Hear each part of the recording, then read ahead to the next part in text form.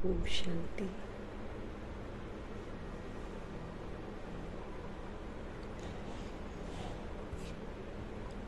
बाबा हम आत्माओं को जो समझ देते हैं उसको स्मृति में रखकर पाठ बजाना है। इस तरफ रोज़ भिन्न भिन्न तरीके से हम आत्माओं का ध्यान खिंचवाते हैं। मुझे स्मृति में रखना है कि मैं एक आत्मा हूँ। मुझे स्मृति में रखना है कि मैंने ही पाठ बजाया है, मैंने ही हिसाब किताब बनाए हैं। मुझे ये स्मृति में रखना है कि मेरे ही हिसाब किताब मेरे सामने आएंगे ज़रूर। मुझे ये स्मृति में रखना है कि उन हिसाब किताब के वशीभूत होकर मुझे ये नहीं भूलना है कि मैं आत्मा हूँ। मुझे ये याद रखना है कि मैं आत्मा हूँ और मेरे ऊपर देह अभिमान का जो मोटापापन है वो बहुत ज़बरदस्त है। इस देह अभिमान में हमने देह अभिमान वाली स्मृतियाँ बना रखी हैं, संस्कार बना रखे हैं। 63 जन्मों का संस्कार है, इसलिए विस्मृत होना बहुत सहज है। क्योंकि हिसाब किताब लेने वाले कलयुग के दौर में थोड़ा ज़बरदस्त तरीके से हिसाब लेंगे, और चूंकि हमें याद नहीं रहता है कि मेरा हिसाब किताब है तो सहज विस्मृत होने का चांस है। लेकिन बाबा हमें बोल रहे हैं आपको आत्मा समझकर रोल प्ले करना है, इसलिए पुरानेपन को तो मिटाना है, मर्जीवा ज़रूर बनना है। जैसे बाबा आजकल हमको सिखा रहे हैं कि मधुरता और नम्रता का गुण धारण करो, लेकिन उसके लिए स्पष्ट क्या कर रहे हैं, बीती हुई बातों को भूल जाओ। नहीं तो वो बीती हुई बातें जो रिकॉर्डेड है हमारे ब्रेन में वो बार बार इमर्ज हो जाती है। जब कोई बैड बिहेव करता है तो उसका पुराना वाला बिहेवियर भी मुझे याद आ जाता है, फिर हम लोग रिएक्ट कर जाते हैं। लेकिन भगवान जी कह रहे हैं कि आपको रूह बनना है, आपको मेरे समीप आना है, तो अपने देह अभिमान की बदबू को ख़त्म करो। तो घनी जो है हम आत्माओं को अटेंशन देना है। बहुत पल पल इम्तिहान है, पल पल हम प्रभु के समीप जा रहे हैं। जब जब देह अभिमान है फिर नीचे फेंक दिए जाते हैं, और जब जब आत्मा समझेंगे तो समीप पहुंचेंगे। अब बाबा कहते गिरना और चढ़ना ये तो नहीं चलेगा ना, अब फिर तो हम बहुत दूर हो जाएंगे, और बाबा फिर लाइक भी नहीं करेंगे ना, सबसे बड़ी बात है। तो इसलिए अपने पर बड़ी कड़ी नज़र रखनी है। किसी से भी हमें कुछ नहीं चाहिए, इसकी रिकॉर्डिंग अपने दिमाग में बहुत अच्छे से करनी है। मैं एक रूह हूँ और मैं अपने कर्जे उतार रही हूँ, इस बात की मुझे स्मृति रहनी चाहिए, ताकि मैं आत्मा अब नया हिसाब किताब किसी भी सोल के साथ न बनाऊँ तो अच्छा है, न संकल्पों से, न बोल से, न कर्म से। हम आत्माओं को सदा जागृत रहने की समझ देने वाले सदा जागती ज्योत शिव पिता परमात्मा जी का हम सब धन्यवाद करेंगे, और ब्रह्मा माँ को भी धन्यवाद करेंगे, जिनके माध्यम से उनको इतनी सुंदर शिक्षाएं मिलती हैं, और ये माँ करके भी दिखाती है सब कुछ। इसलिए इनका बहुत धन्यवाद करते हुए दोनों ज़बरदस्त स्लाइड्स को हाजिर नाजिर करेंगे।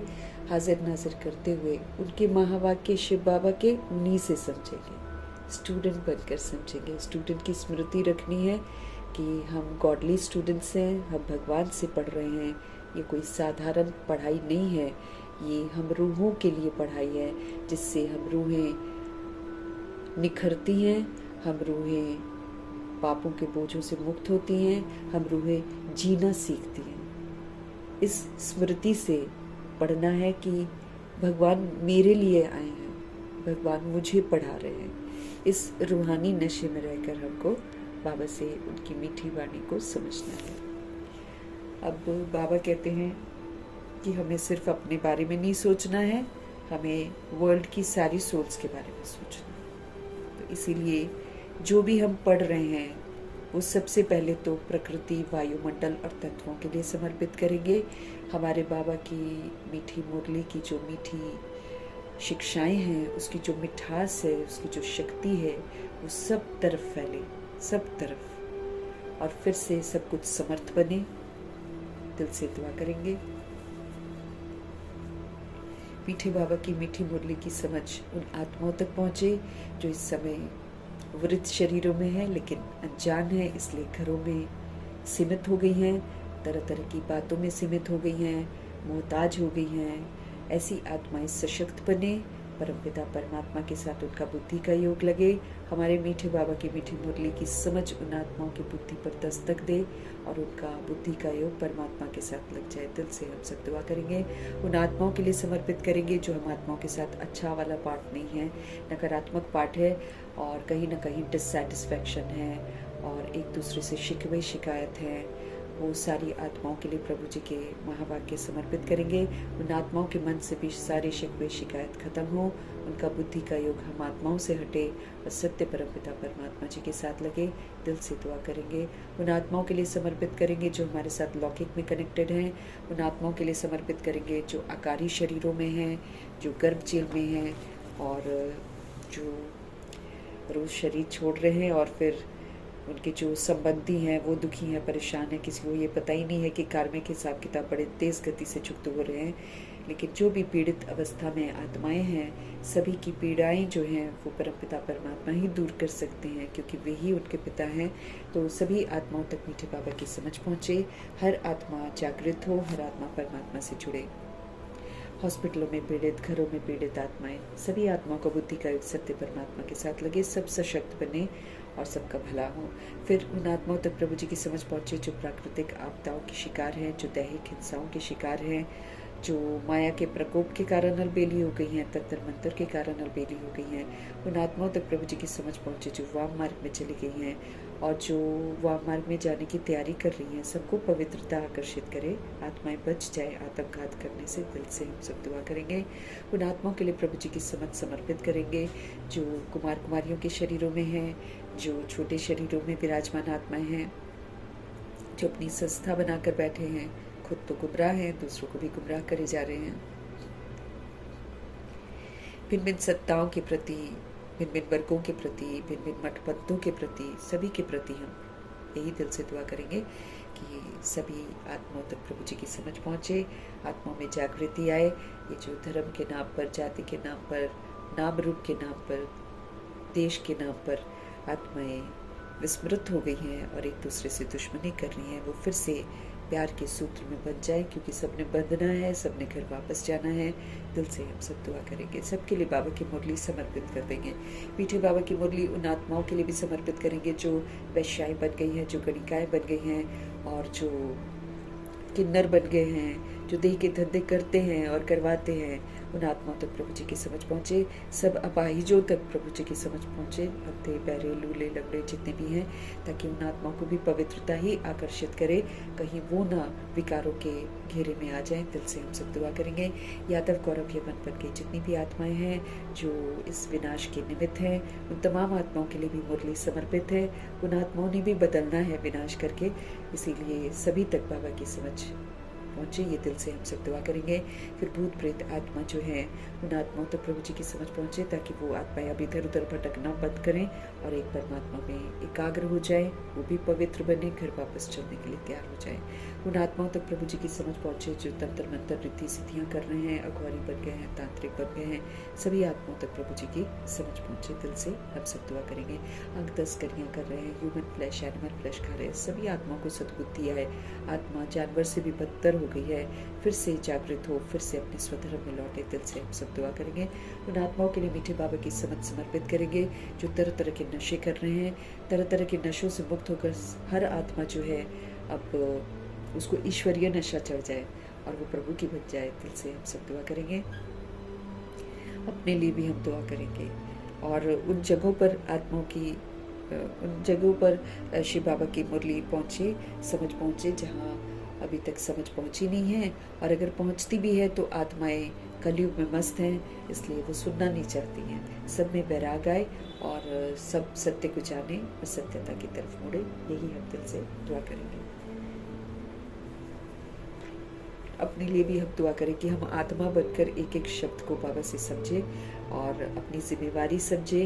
मुरली रूपी ताज जो हमको मिला हुआ है, इस ताज को हम सारा दिन पहन कर रखें, बार बार उतारे नहीं, बार बार पहने नहीं, इस बात का हम ध्यान रखें। ये दिल से हम अपने लिए भी दुआ करेंगे और दुआ करते हुए देखेंगे आज हमारे मीठे मीठे प्यारे प्यारे शिव पिता परमात्मा हम आत्माओं को किस विधि से मीठा बनना सिखाते हैं, किस विधि से अपने अंदर के कड़वेपन को खत्म करना सिखाते हैं। मीठे मीठे बाबा हम आत्मा को बोले, मीठे बच्चे, बाप समान, बाप समान हमको बनना है, बाप समान विश्व कल्याणकारी बनना है, बाप समान हमको शुभ भावना शुभकामनाधारी बनना है, बाप समान हमको परोपकारी बनना है, बाप समान हमको क्षमाशील बनना है, बाप समान हमको रहम दिल बनना है। ऐसे बनकर हमको पाठ बजाना है। बाप समान हमको पूरे विश्व की एक एक आत्मा का कल्याण सोचना है।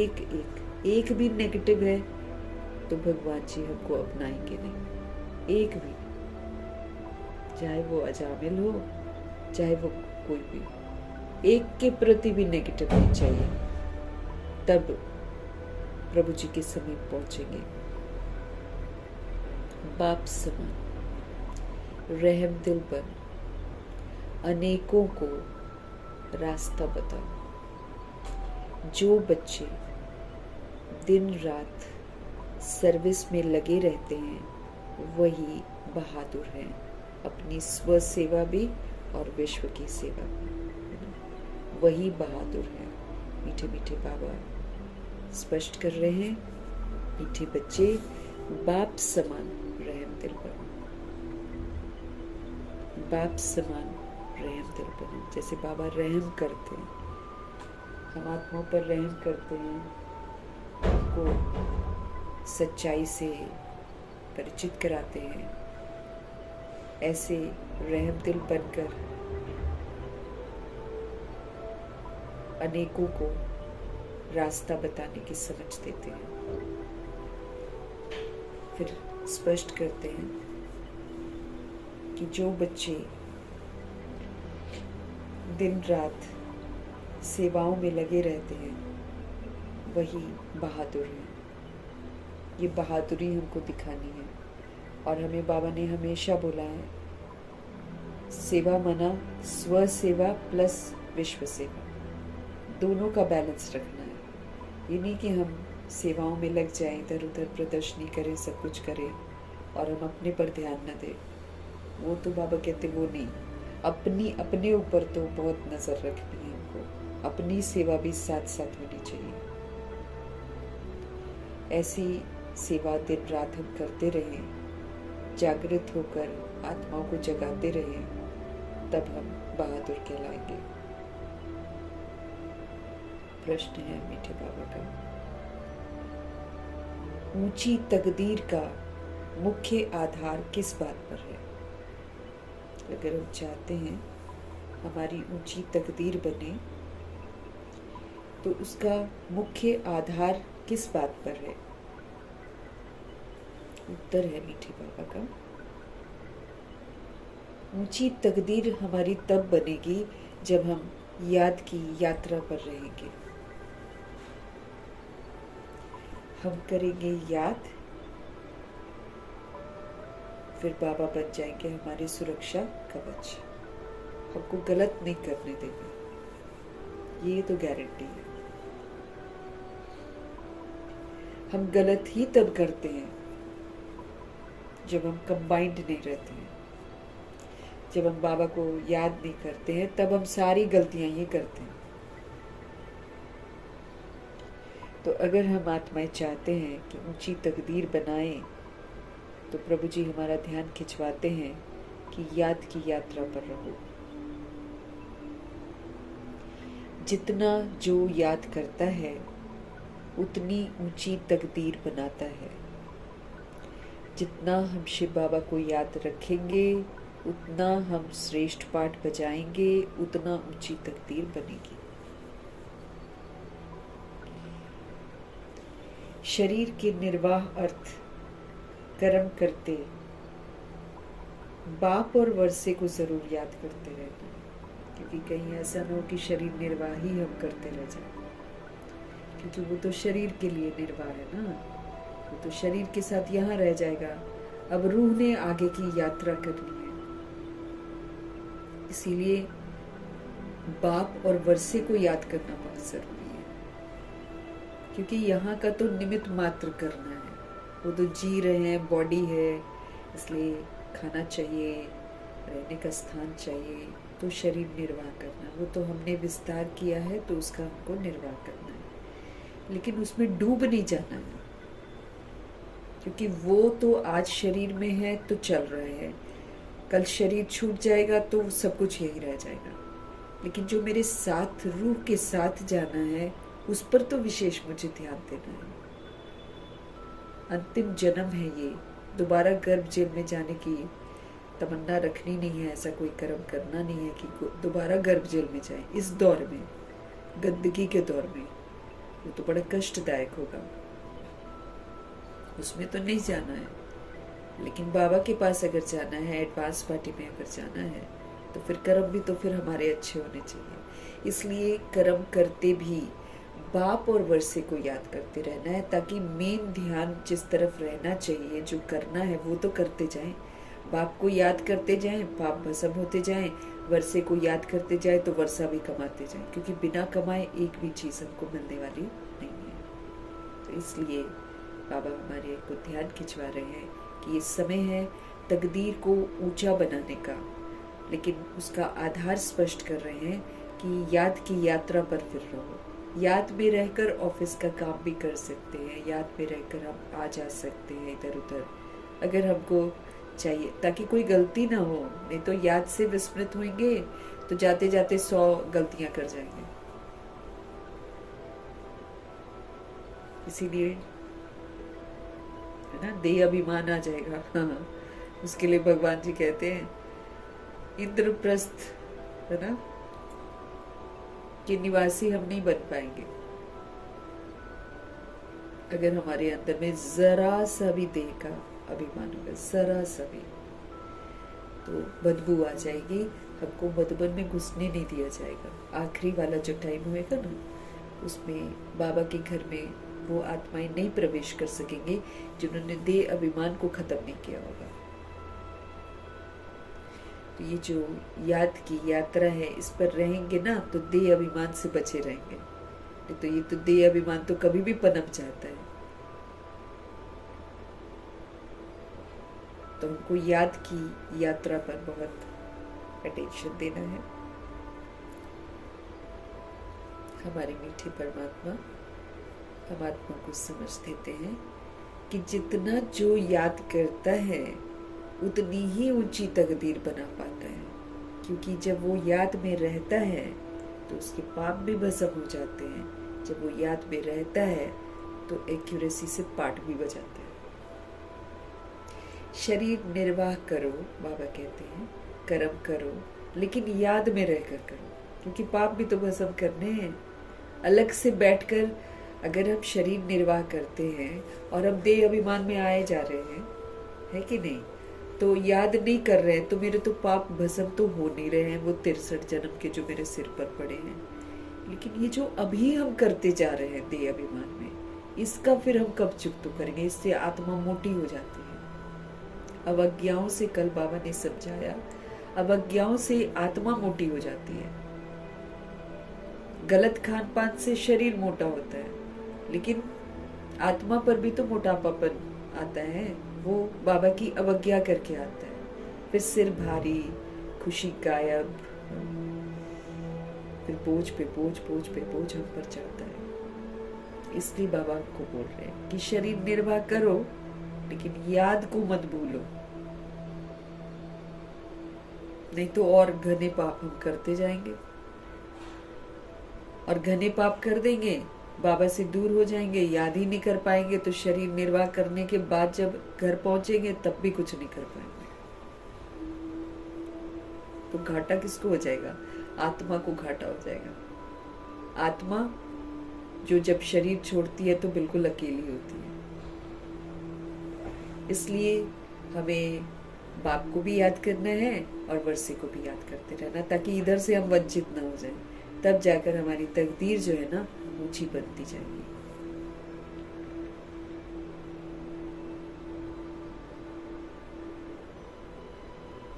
गीत है तकदीर जगा कर आई हूं,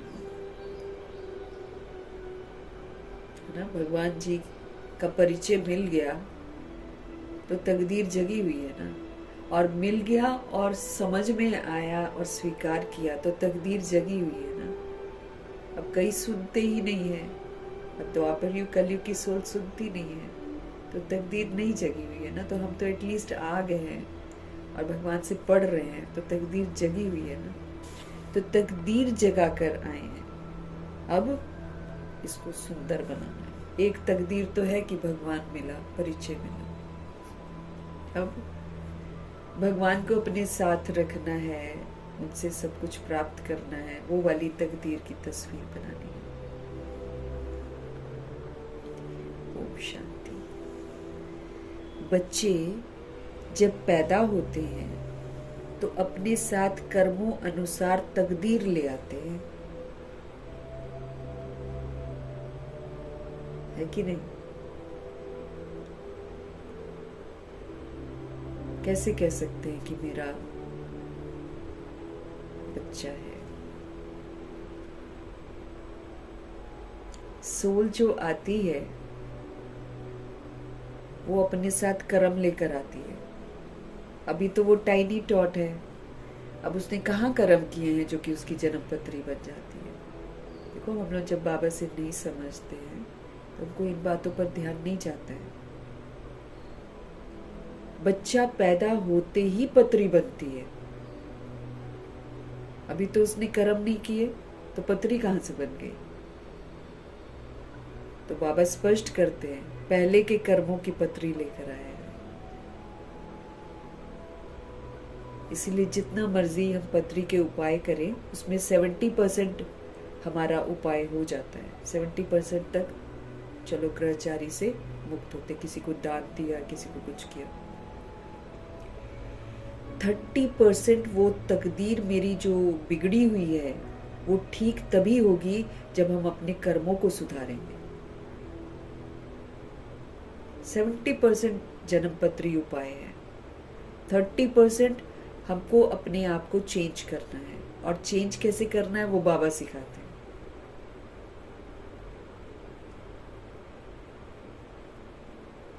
तो बच्चा जब पैदा होता है तो अपने साथ कर्मों के अनुसार तकदीर ले आता है। एक ही घर के 4 बच्चे हों, एक जैसे होते ही नहीं है। तो एक माँ बाप जैसे भी नहीं होते हैं, शक्लें खाली होती हैं माँ बाप जैसी। आदतें देख लो, धीरे धीरे आप जितना तोड़ मरोड़ लो बच्चे को छोटे होते, बड़ा होकर वो अपने ही संस्कार के साथ जीता है। कहाँ वो मेरा बच्चा होगा? ये तो कार्मिक रोल्स में हम एक साथ आते हैं, और फिर सोल्स जिनके साथ थोड़े घने हिसाब किताब होते हैं वो हमारे समीप के रिश्तों में आते हैं। समीप वाला रोल होता है उनका, जहाँ इंसान को अटैचमेंट हो जाती है, वहाँ उसको दुखों की प्राप्ति होती है। 4 बच्चे बिल्कुल अलग अलग किस्म के होते हैं, और जैसे जैसे बड़े होते हैं तो आपस में दुश्मन भी बन जाते हैं। कई तो एक दूसरे से मिलेंगे नहीं, एक दूसरे से जलेंगे, एक दूसरे का बुरा चाहेंगे। आजकल तो रिश्तेदारी ऐसी है, एक दूसरे का बुरा भी चाह लेते हैं। क्यों? कुछ ना कुछ कहीं ना कहीं इविल है, सारे के सबके दिमाग में इविल घुसा हुआ है। तो बच्चे जब पैदा होते हैं तो अपने साथ कर्मों के अनुसार तकदीर को लेकर ही आते हैं। कोई साहूकार के पास जन्म ले लेता है, कोई गरीब के पास जन्म लेता है, कोई देने आता है, कोई लेने आता है, कोई देकर जाएगा और कोई लेकर जाता है। कई बच्चे बहुत तंग करते हैं,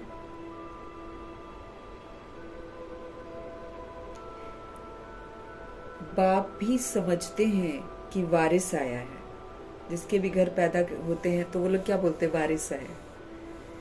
कितनी तमन्नाओं से लड़के का इंतजार करते कि लड़का हो जाए, कई तमन्ना करते हैं कि लड़की हो जाए। उसके लिए फिर भाग दौड़ करना, उसके लिए सब कुछ करना,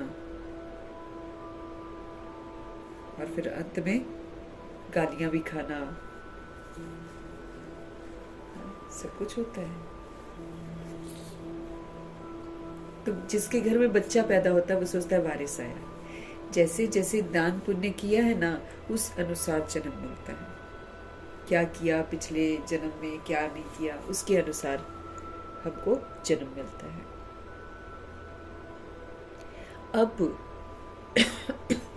अब तुम मीठे मीठे सिकिलदे बच्चों को कल्प के बाद फिर से बाप ने आकर समझाया है। द्वापर युग बीत गया, कलयुग का अंत आ गया, तो बाबा ने हमको अडॉप्ट किया। अब हमको समझ देते हैं हर बात की। हमको तो सोचना भी नहीं आता, बोलना भी नहीं आता, कर्म करना भी नहीं आता, खाना भी नहीं आता, पीना भी नहीं आता, सोना भी नहीं आता था, उठना नहीं आता था, व्यवहार करना नहीं आता था, कुछ ना आता था, क्योंकि सब कुछ हम देह अभिमान में करते थे। अब बाबा हमको हर बात समझाते हैं, एक एक चीज हमको सिखा रहे हैं, ऐसे करो वैसे करो। हम लोग से अच्छा सोचा नहीं जाता। अब बाबा कहते हमेशा अच्छा सोचो, हमेशा शुभ सोचो, और सदा सदा बोलते हैं, सदा। उनको सदा शब्द बहुत पसंद है। कहते सदा विश्व कल्याणकारी।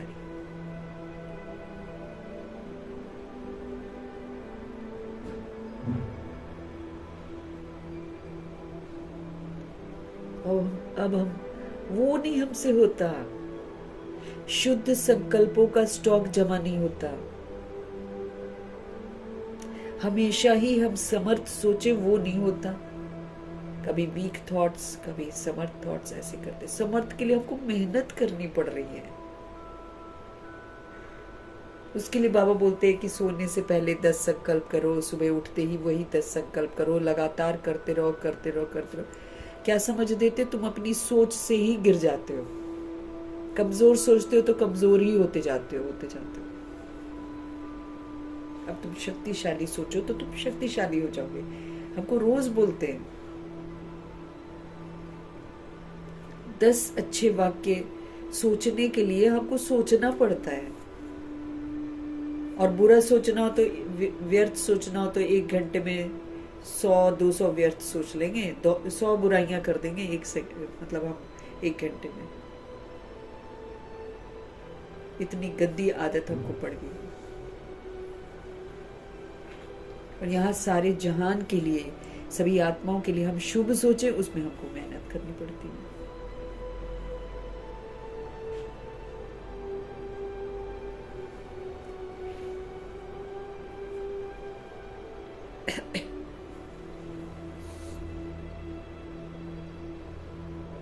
अब तुम मीठे मीठे सिकिलदे बच्चों को कल्प बाद फिर से बाप ने आकर समझाया है।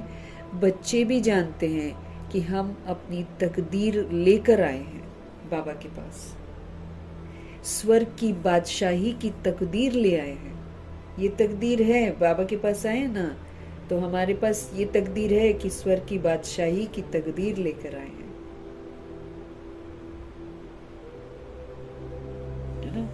कैचिंग पावर, बाबा कहते हैं कैचिंग पावर से प्रारब्ध बनती है। कितना हम कैच करते हैं बाबा की बातों को। अब बाबा ने तो हमको बोल दिया कि तुम विश्व की बादशाही की तकदीर लेकर आए हो। अब इसको मैं कितना अपना बनाती हूँ वो हमारे पुरुषार्थ बताए, कितना मैं इस बात को एक्सेप्ट करती हूँ, और एक्सेप्ट करने के बाद इसी के अनुसार कितना पुरुषार्थ करती हूँ, उससे मेरी प्रारब्ध बनेगी।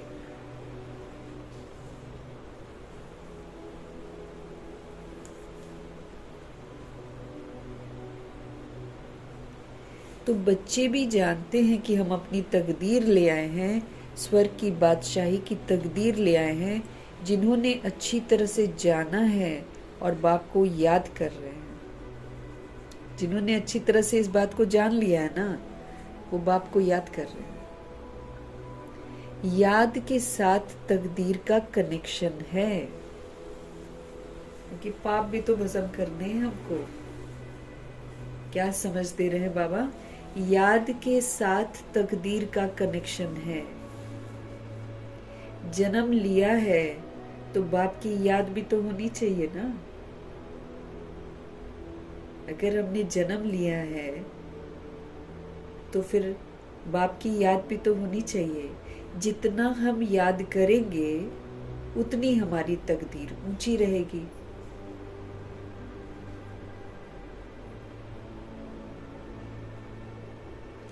कितनी सहज बात है, सेकंड में जीवन मुक्ति मिल जाती है।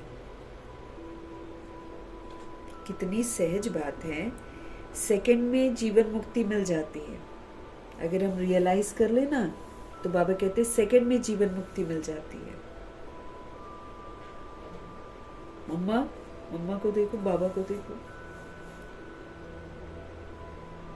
समझ आ गया कि आत्मा हूं, बस समझ आ गया कि परमात्मा की हूं।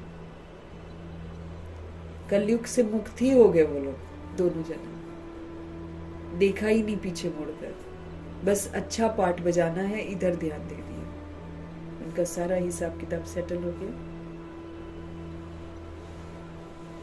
इसीलिए सेकंड में जीवन मुक्ति है। हम सेकंड में बाबा की श्रीमत पर चलने लग जाए ना, हम जीवन मुक्त हो जाएंगे।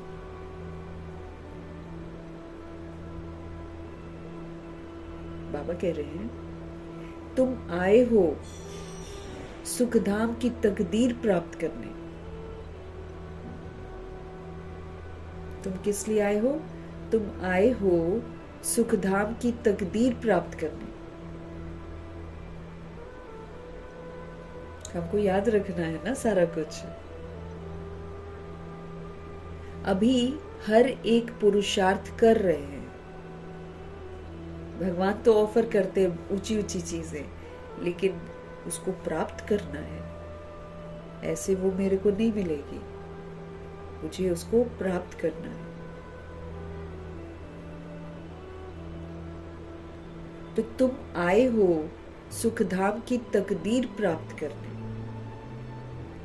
अभी हर एक पुरुषार्थ कर रहे हैं। अभी हर एक पुरुषार्थ कर रहे हैं। हर एक अपने को देख रहे हैं कि हम कैसे पुरुषार्थ कर रहे हैं, है ना। अभी हम सभी पुरुषार्थ कर रहे हैं और हम देख भी सकते हैं कि हम कैसे कर रहे हैं पुरुषार्थ। अब तो समझ मिली हुई है ना, अब ज्ञान रूपी दर्पण हमको मिला हुआ है। इसीलिए तो एंड में रिजल्ट बाबा कहते मैं थोड़ी सुनाऊंगा रिजल्ट, तुम खुद ही बोलोगे कि मैंने ये किया, मैंने ये किया और मैं ऐसा हूं, मैं ऐसा हूं। खुद ही बोलोगे बाबा कहते हैं, क्योंकि महसूसता की शक्ति आ जाती है ना, तो महसूस हो जाएगा कि मैंने किया ही नहीं है कुछ, तो इसीलिए तो मेरा ऐसा मिला है। अपने आप अनाउंस करेंगे बाबा कहते हैं। अभी हम सब पुरुषार्थ कर रहे हैं।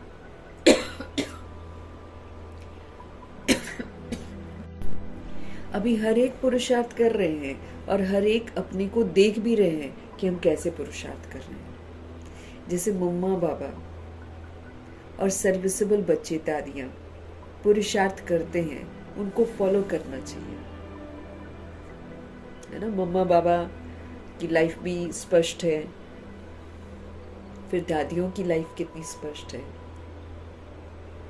गुलजार दादी देखो मधुरता और नम्रता का कितना अच्छा सबूत देती हैं। अब वो खुद थोड़ी बोल रही है, दूसरे बता रहे हैं कि किसी से बात भी करती थी, किसी को कुछ कहने को करने को कहती भी थी तो कितनी नम्रता से कहती थी। अथॉरिटी वाला नहीं कि मैं एडमिनिस्ट्रेटिव हेड हूं, मैं भगवान का रथ हूं तो मैं हुक्म चलाऊं। ऊंची आवाज में बात ही नहीं करती है, उल्टा पूछती है कर दोगे, आपके पास टाइम है आप कर दोगे, ऐसे पूछती है।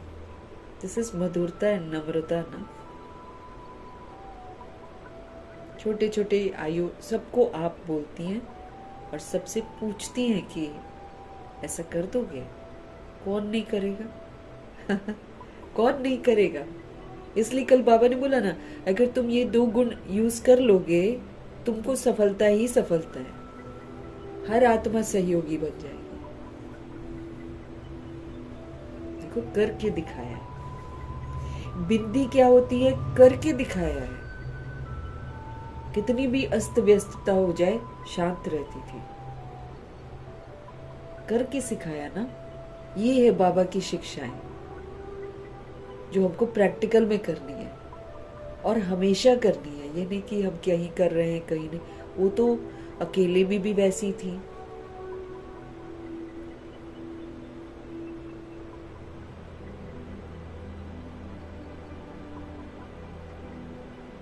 Beautiful personality. भगवान हमको ब्यूटीफुल बनाते हैं। भगवान की शिक्षाएं हमको ब्यूटीफुल बनाती हैं, बशर्ते हम उनको अमल में लाएं। जरा भी देह अभिमान नहीं होना चाहिए हमारे अंदर, जरा भी।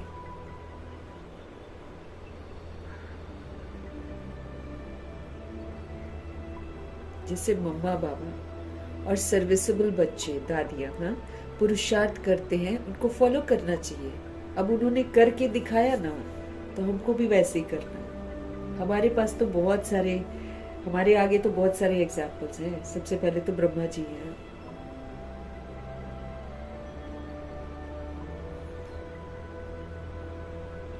सबको बाप का परिचय देना चाहिए, सिर्फ बोलकर नहीं, आचरण से। जब इस कलयुग की दौर में हम अलौकिक बिहेव करेंगे तो सबका ध्यान भगवान की तरफ ही जाएगा।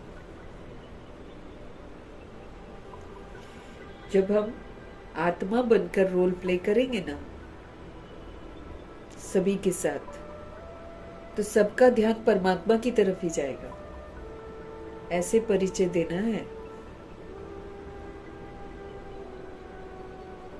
तो कहीं प्रदर्शनी की है, वो सब तो करना ही है, लेकिन मेन परिचय तो हम अपने आचरण से दे सकते हैं ना। हमारे आचरण से निराकार परमात्मा दिखाई देंगे।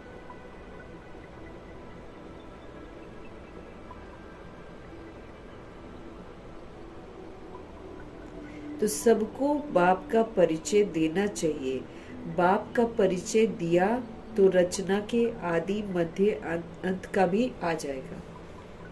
अगर हमने बाबा का परिचय दिया तो फिर उसके साथ आदि मध्य अंत का भी ज्ञान मिले, क्योंकि रचता है ना प्रभु जी, सुंदर रचना रचते हैं भगवान। देवी देवता बनाते हैं, फरिश्ता बनाते हैं, और ये जो देवी देवता वाली रचना है यही तो आदि मध्य अंत पाठ बजाती है। बाकी लोग तो द्वापर में आते हैं, कोई कलयुग में आते हैं। भगवान की जो रचना है वो 111 से आती है। उनका है आदि, उनका है मध्य, उनका है अंत। बाकियों का तो आधा आधा में पाठ आकर बजाते हैं।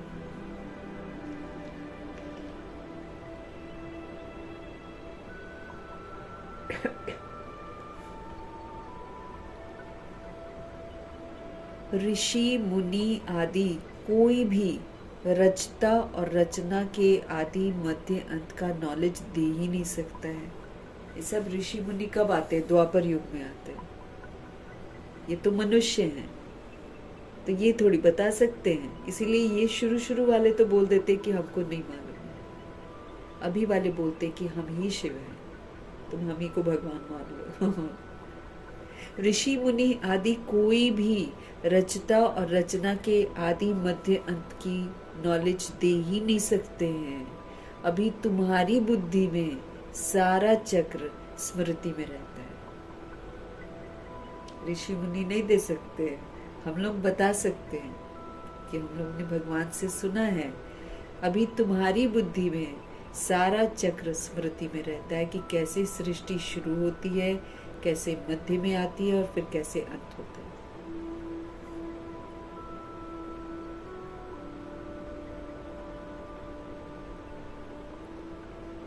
दुनिया में कोई भी बाप और वर्षे को जानता ही नहीं है,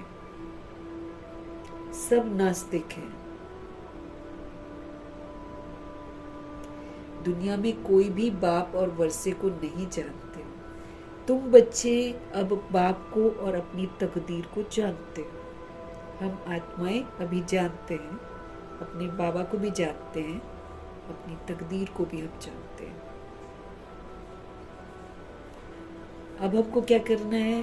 अब हमको बाप को याद करना है।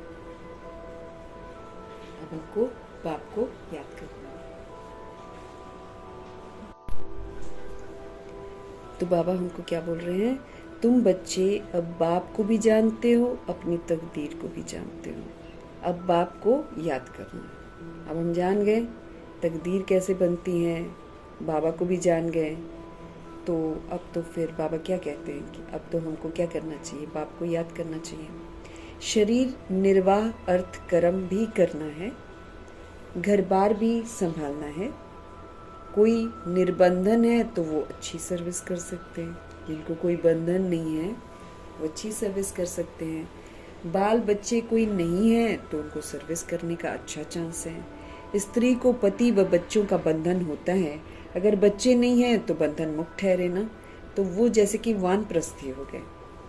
फिर मुक्ति धाम में जाने के लिए संग चाहिए। भक्ति मार्ग में तो संग मिलता है साधुओं का, निवृत्ति वर्ग वालों का, है ना, निवृत्ति मार्ग वालों का। अब जो सन्यासी वगैरह होते हैं वो तो निवृत्ति मार्ग वाले, प्रवृत्ति मार्ग का वर्षा दिला ना सके। कोई वर्षा थोड़ी दिला सकता है, कोई हमारा बाप थोड़ी बन सकता है, चाहे साधु हो, चाहे संत हो, चाहे सन्यासी हो। तुम बच्चे ही दिला सकते हो। तुमको बाप ने रास्ता बताया है। भारत की हिस्ट्री ज्योग्राफी 84 जन्मों की बैठकर समझाओ। भारत की हिस्ट्री ज्योग्राफी 84 जन्मों की बैठ समझाओ। भारतवासी ही 84 जन्म लेते हैं, एक की बात नहीं है। सूर्यवंशी, सो फिर चंद्रवंशी, फिर वैश्यवंशी, फिर शूद्रवंशी, ऐसे आत्मा बनती है। कभी सूर्यवंशी बनती है, कभी चंद्रवंशी, कभी वैश्यवंशी, कभी शूद्रवंशी। घराने में आते हैं, नंबरवार तो सभी होते हैं ना। भारत का पहला नंबर प्रिंस है श्री कृष्ण, जिसको झूले में झुलाते हैं। दूसरे नंबर को झुलाते ही नहीं है। क्यों? क्योंकि कला कम हो गई। अब राम जी को तो नहीं झुलाते कोई भी। रामचंद्र को झुलाते हैं? नहीं, कृष्ण जी को झुलाते हैं। दूसरे नंबर को झुलाते ही नहीं है क्योंकि कला कम हो गई। जो पहला नंबर है पूजा उसी की होती है। कृष्ण जी की कितनी पूजा होती है? क्योंकि वो सतो प्रधान है, वो फुल पास है। रामचंद्र जी नापास है, इसलिए उनको झूले में भी नहीं झुलाते हैं और उनका पूजन भी श्री कृष्ण की तरह नहीं होता है। दूसरे नंबर को झुलाते ही नहीं है क्योंकि उसकी कला कम हो गई। जो पहला नंबर है पूजा उसी की होती है। मनुष्य समझते नहीं है कि श्री कृष्ण एक है व 2-3 है। श्री कृष्ण की डिनास्टी चलती है, ये किसी को भी पता नहीं है। 8 गतियां हैं ना। पूजा सिर्फ नंबर 1 की होती है। मार्क्स तो नंबर वार ही सबको मिलते हैं ना भाई, वो नंबर 1 में है इसलिए नंबर 1 पूजा उनकी होती है। उनका तो ब्रश करना जो है, दातुन करना, उसका भी दर्शन होता है मथुरा में। पूजन बड़ा जबरदस्त होता है कृष्ण जी का।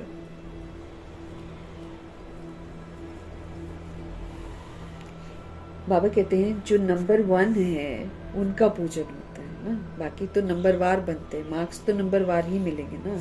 तो पुरुषार्थ करना चाहिए कि क्यों ना हम पहले नंबर में आए। मम्मा बाबा को फॉलो करें, उनकी राजधानी ले लेवे। जो अच्छी सर्विस करेंगे वो अच्छे महाराजा के घर में जन्म लेंगे। जैसा कर्म वैसा फल। वहां तो है ही महाराजा महारानी। उस समय कोई राजा रानी का टाइटल नहीं होता है जब नारायण जी आएंगे। वो तो बाद में राजा रानी होते हैं टाइटल, द्वापर युग है ना। वहां भी राजा रानी एक्चुअली जो है वो द्वापर युग से ही शुरू होते हैं, लेकिन ये जो महाराजा महारानी है ये टाइटल तो नारायण जी को मिलता है। राजा रानी का टाइटल नहीं होता है वहां पर, वो बाद में शुरू होता है। द्वापर से जब पतित बनते हैं ना तो उनमें बड़ी प्रॉपर्टी वाले को महाराजा कहा जाता है। द्वापर युग में किसी के पास बहुत धनमाल होगा ना, बड़ा प्रॉपर्टी वाला होगा, तो फिर उसको लोग अपने तरीके से द्वापर में महाराजा बोलते हैं। और फिर बाबा कहते कहा जाता है फिर राजा का लक़ब कम हो जाता है। फिर जब भक्ति मार्ग होता है ना तो फिर गरीब साहूकार में फर्क तो रहता ही है। अब तुम बच्चे ही शिव बाबा को याद करते हो। अब हमको काम क्या मिला है, एक बाप को याद करो, तब हमारी बुद्धि काम करेगी, तब हमें ताकत आएगी, तब हम चार्ज होंगे, तब हमको किसी से भी कोई एक्सपेक्टेशन नहीं होगा।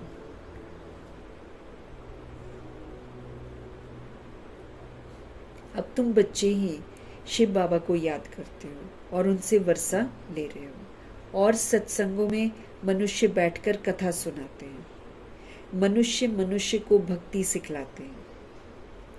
वे ज्ञान देकर सदगति नहीं कर सकते हैं। मनुष्य जो है ना वो सदगति नहीं कर सकते हैं। वेद शास्त्र आदि सब भक्ति मार्ग हैं।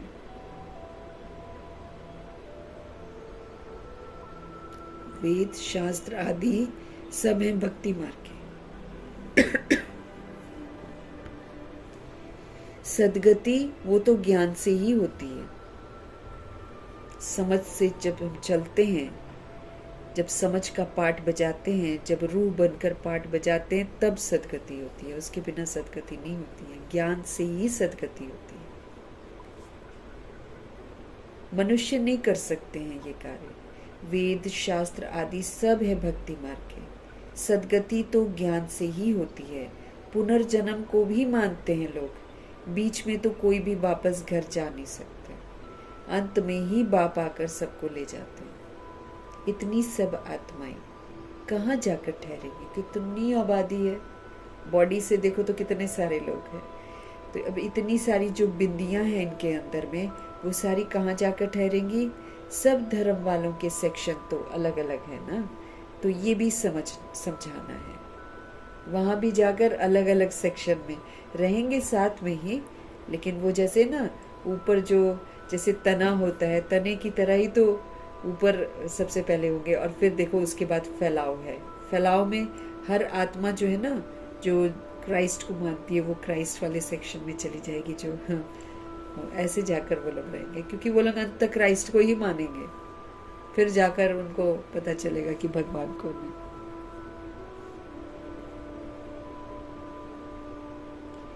तो ये किसी को भी पता नहीं है कि आत्माओं का भी झाड़ है।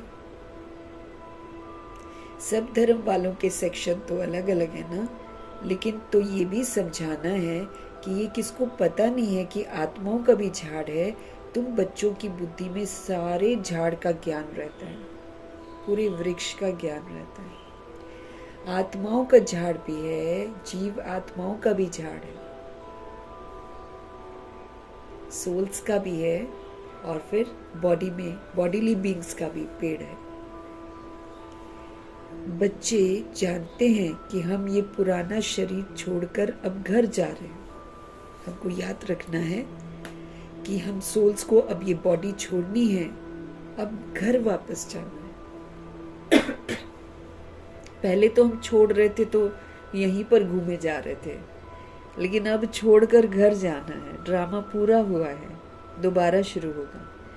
मैं आत्मा इस शरीर से बिल्कुल अलग हूँ, ये मुझे समझना है। तो मुझे शरीर के वशीभूत होकर अब कर्म नहीं करना है, क्योंकि शरीर के वशीभूत होकर कर्म करती हूँ, शरीर तो जाएगा मर, मैं आत्मा भुगतती रहूंगी। शरीर के भान में हम चलो कुछ खा भी लेते हैं जो मुझे नहीं खाना है, तो वो मेरे को नुकसान करता है ना, फिर तो अपना नुकसान थोड़ी करवाना है।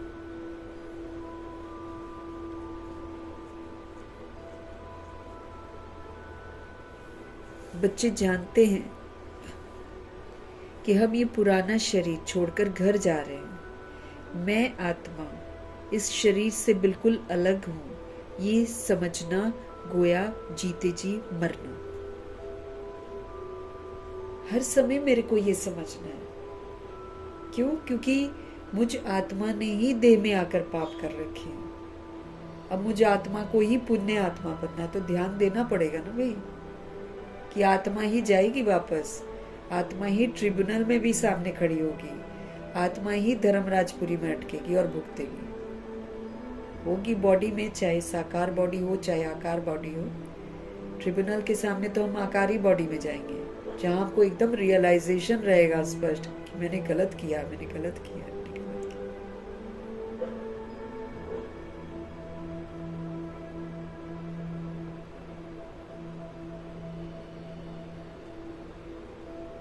तो मैं आत्मा हूं और ये शरीर से मैं अलग हूं, ये समझना मतलब जीते जी हम मर गए। पुराना था मैं देह हूं, मैं देह हूं, मैं सो एंड सो हूं।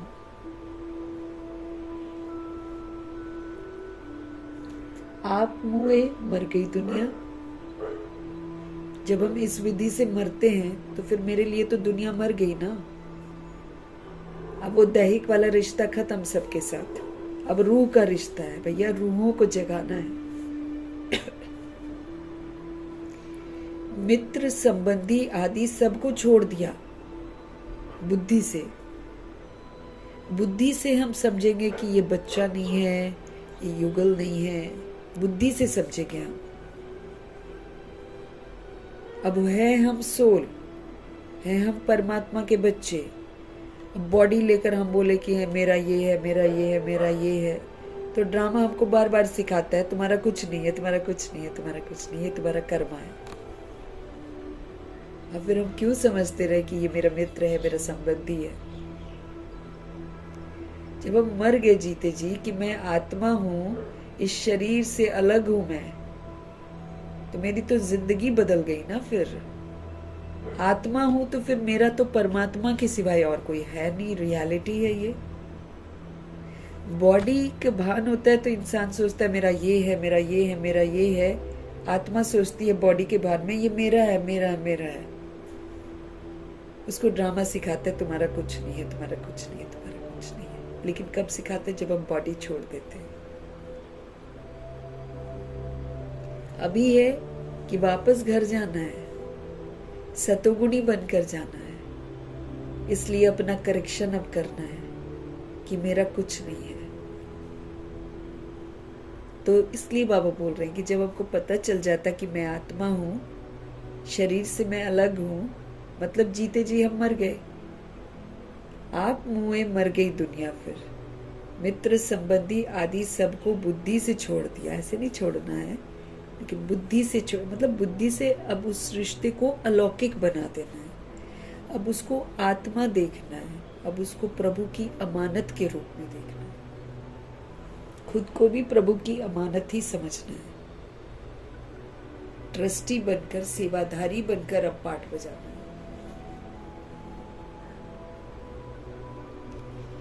पहले पूरी शिक्षा लेकर मर्तबे के अधिकारी बनकर फिर जाना है। ये समय उसके लिए है। पहले हमको पूरा शिक्षित होना है, समझदार बनना है, फिर अधिकार मर्तबा लेना है, उसके बाद फिर मेरे को जाना है। बाप को याद करना तो बहुत सहज है, भल कोई बीमार, क्योंकि भक्ति में तो जाओ, वहाँ जाओ, मत्था टेको, ये करो वो करो वो करो, यहाँ तो वो सिस्टम नहीं है। बाबा कहते भल कोई बीमार भी हो, उनको भी कहते रहना चाहिए कि शिव बाबा को याद करो तो तुम्हारे विक्रम विनाश हो जाएंगे। हमको किसी भी सोल से तंग नहीं आना है। कोई ओल्ड हो जाए बॉडी उसकी, चाहे कुछ भी हो जाए, चाहे वो हेल्पलेस सोल हो जाए, है ना, बेड रिडन हो जाए, तो भी हमको तंग नहीं आना है। उस सोल को बार बार कहते रहना है शिव बाबा को याद करो, शिव बाबा को याद करो, तो विक्रम विनाश होंगे। जो पक्के योगी हैं उनके लिए जल्दी मरना भी अच्छा नहीं है। जो पक्के योगी हैं उनके लिए जल्दी मरना, शरीर छोड़ना भी अच्छा नहीं है, क्योंकि वो योग में रहकर रूहानी सेवा करते हैं। जैसे दादियां,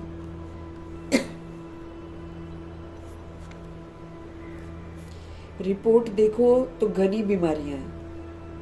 रिपोर्ट देखो तो वो बहन कह रही है कि हमें पता होता था कि दादी को कहाँ कहाँ दर्द होता होगा, लेकिन वो याद में रहने वाली सोल्स हैं, उनको बाबा दर्द होने नहीं देते। और वो क्या कर रहे होते हैं? रूहानी सेवा कर रहे होते हैं। अब दादी पिछले मतलब शरीर छोड़ने से पहले 3 साल पहले क्या कर रही थी? मनसा सेवा ही तो कर रही थी।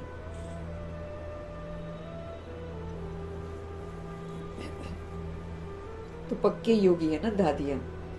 तो जो पक्के योगी हैं उनके लिए जल्दी शरीर छोड़ना भी अच्छा नहीं है, क्योंकि वो योग में रहकर रूहानी सेवा करते हैं। वो रूहों को जगाते हैं, रूहों के दुख दूर हो जाए ऐसा वो सेवा करते रहते हैं। इसलिए उनका शरीर जल्दी छोड़ना नहीं चाहिए। अब बाबा मम्मा तो अव्यक्त में पाठ बजा रहे हैं ना, इसलिए वो लोग ने शरीर छोड़ा है जल्दी, क्योंकि अब वो अव्यक्त में तेज गति से पाठ बजा रहे हैं।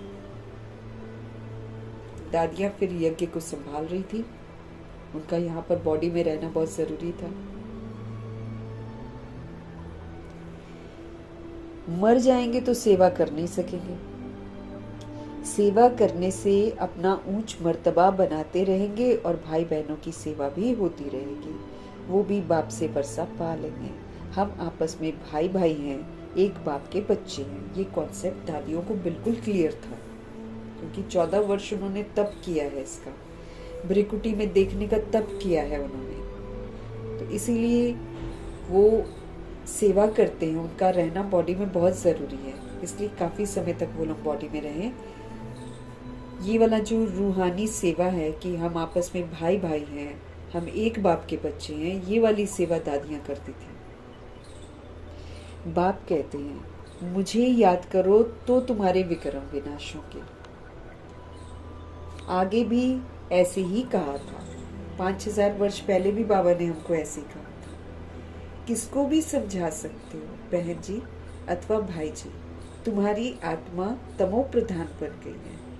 जो सतो प्रधान थी अब फिर तमो प्रधान से सतो प्रधान बनकर सतो प्रधान दुनिया में चलना है। कि जैसे बाबा बोलते आप सतो प्रधान थे, फिर पुनर्जन्म में आते तमो प्रधान बने, अभी फिर सतो प्रधान बनना है, फिर सतो प्रधान दुनिया में हमको चलना है। आत्मा को सतो प्रधान बनाना है, आत्मा को सतो प्रधान बनाना है। कैसे? याद की यात्रा से। आत्मा को अब हमको सतो प्रधान फिर से बनाना है। कैसे बना सकेंगे? बाबा कहते हैं याद की यात्रा से। इसलिए बाबा कहते हैं याद का पूरा चार्ट रखना चाहिए कि सारे दिन में मैंने बाबा को याद किया कि किसको याद किया। तो याद का मुझे पूरा चार्ट रखना चाहिए। ज्ञान का चार्ट नहीं रख सकेंगे, बाप तो ज्ञान देते ही रहते हैं है ना, रोज नया नया पॉइंट समझ में आता है, क्या करेंगे, कहाँ कहाँ संभालेंगे हम, नहीं उसका चार्ट नहीं रख सकते। बाबा कहते हैं ज्ञान का, लेकिन याद का हमको पूरा चार्ट रखना कि भाई हम किसको याद करते हैं सारा दिन। दुख देने वालों को तो नहीं याद कर रहे, चेक करना है। किसी देहधारी को तो नहीं याद कर रहे, चेक करना है। ज्ञान का चार्ट नहीं रख सकेंगे, बाप तो ज्ञान देते ही रहते हैं। जांच रखनी है कि हमारे ऊपर जो विकर्मों का इतना बोझा है 63 जन्मों का, वो कैसे उतरे, इसलिए याद का चार्ट रखा जाता है, क्योंकि बिना याद के वो उतरेगा नहीं। जैसे जनक दादी समझाते हैं कि हमने जो कर्म कर रखे हैं ना, वो हम भूल नहीं सकते हैं, भूल ही नहीं सकते हैं।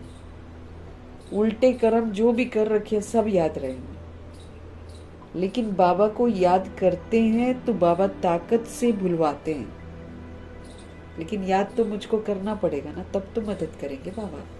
हम याद नहीं करेंगे फिर थोड़ी मदद करेंगे। इसीलिए ये याद हमारे लिए बहुत ज़रूरी है, और इसलिए बाबा हमको बोलते चार्ट रखो, ताकि तुमको पता चले कि तुम बाप को याद कर रहे थे कि क्या कर रहे थे। क्योंकि बाबा ने ये बोला है कि जहाँ बाप की याद नहीं है वहाँ फिर हम पाप करे जा रहे हैं। तो अब की जो पाप है, इसका 100 गुना, इसका 1000 गुना, इसका 1,00,000 गुना हमको दंड मिलेगा। कैसे भोगेंगे इतना सारा दंड? एक गलती का एक दंड तो खतरनाक है, अब औरों का भी दंड हमको मिले जो हमको कॉपी करते हैं तो कितना घमसान हो जाएगा। और सबसे बड़ी बात है, भगवान जी से दूर हो जाएंगे।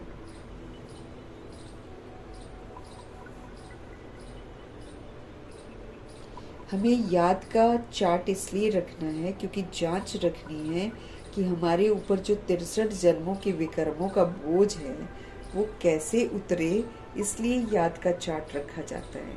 हमने कितना घंटा याद किया, मूल वतन को भी याद करते हैं, फिर नई दुनिया को भी याद करते हैं। उथल पुथल सारी होनी है, उसकी भी तैयारी हो रही है ना तैयारी। कभी भी घमसान मच जाएगा। बॉम्ब्स आदि भी बनते जाएंगे। एक तरफ कहते हैं कि हम ऐसे ऐसे मौत के लिए सामान बना रहे हैं, दूसरी तरफ कहते हैं मौत का सामान नहीं बनाओ। आपस में एक दूसरे को धमकी दे रहे हैं, तुम ऐसे मत करो, तुम ऐसे मत करो, ये ठीक नहीं है, वो ठीक नहीं है, और बनाए भी जा रहे हैं अंदर में। फिर साथ में ये भी कहते वी आर ऑल ब्रदर्स।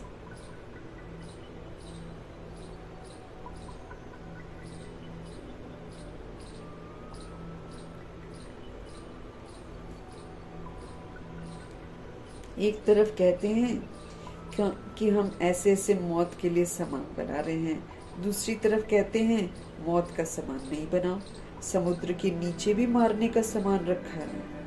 हम दिखाते हैं ना, देखो बाबा ने ये साकार मुरली चला रखी है। कब बोला है भगवान जी ने? समुद्र के नीचे भी मारने का सामान रखा है, ऊपर आकर बॉम्ब्स छोड़कर फिर समुद्र में चले जाएंगे। मतलब नीचे से निकलेंगे, मतलब इंसान का दिमाग देखो ना कितना काम कर रहा है। नीचे सारा स्थान बनाया हुआ है, नीचे से आएंगे, ऊपर बॉम्ब चलाएंगे, फिर नीचे चले जाएंगे। खुद को बचाने के इंतजाम बथेरे कर रखे हैं। तो बाबा कह रहे हैं समुद्र के नीचे भी मारने का सामान रखा है, ऊपर आकर बॉम्ब्स छोड़कर फिर समुद्र में चले जाएंगे। प्रकृति का तहस नहस कर रखा है सबने। ऐसी ऐसी चीजें बनाते रहते हैं, ये अपने ही विनाश के लिए कर रहे हैं। सोच रहे हैं उसको कर देंगे, उसको कर देंगे, अपना भी विनाश कर लेंगे। जो दूसरों के लिए गड्ढा खोदता है वो खुद भी तो गड्ढे में गिरेगा ही ना। तो प्रभु जी क्या कह रहे हैं? अपने ही विनाश के लिए सब कुछ कर रहे हैं। हम राज्य करेंगे, हम राज्य करेंगे, बस आपस में बाबा बोले बंदर लड़ते रह जाएंगे और अपने को खत्म कर देंगे। विश्व की बादशाही नारायण जी को मिल जाएगी। क्योंकि वो लड़ते ही नहीं है। तो इस सृष्टि पर वही राज करता है जो अहिंसक हो। हिंसा वाले राज्य नहीं कर सकते। ये सृष्टि इसका वो देती है, क्या बोलती है, रिजल्ट सुनाती है कि योग बल से राज्य कर सकते हो आप पूरे वर्ल्ड पर। जिस्मानी बल से कुछ नहीं कर सकते। जिस्मानी बल से मौत ही मिलती है। तो बाबा कहते हैं दूसरों को कहते मत बना और खुद तो समुद्र में भी सामान रखा हुआ है मारने का। ऐसी ऐसी चीजें बनाते रहते हैं, ये अपने ही विनाश के लिए कर रहे हैं। मौत सामने खड़ा है, इतने बड़े बड़े महल बना रहे हैं, तुम जानते हो ये सब मिट्टी में मिल जाएंगे। इतना घमंड है, करोड़ों यहाँ एक मुंबई में बनाएंगे, एक इंग्लैंड में बनाएंगे, कहाँ जाकर बनाएंगे, बड़े बड़े बना रहे हैं, देखा अभिमान, सब मिट्टी में मिल जाएगा।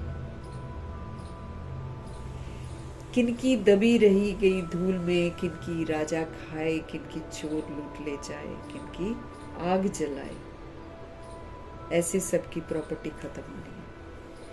किसी की दब जाएगी अर्थक्वेक में, लैंडस्लाइड्स में, किसी की राजा बैठकर खा रहा है आराम से ऐश कर रहा है सारी दुनिया में, मुफ्त का खा रहे हैं सारे राज्य सत्ता, तो किसी की राजा खाए, किसी की चोर लूट ले जाए और किसी की आग जला देगी। जलाई देती, कईयों के घर जल रहे हैं आजकल।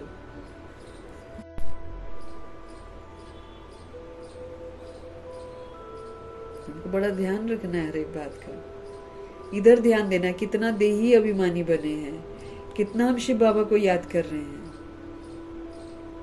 न कि मैं 6 महीने का राशन जमा करूं। वो तो खा भी पाएंगे कि नहीं पाएंगे वो भी पता नहीं होता है। इंसान की सोच कहीं और जाती है, होता कुछ और ही है।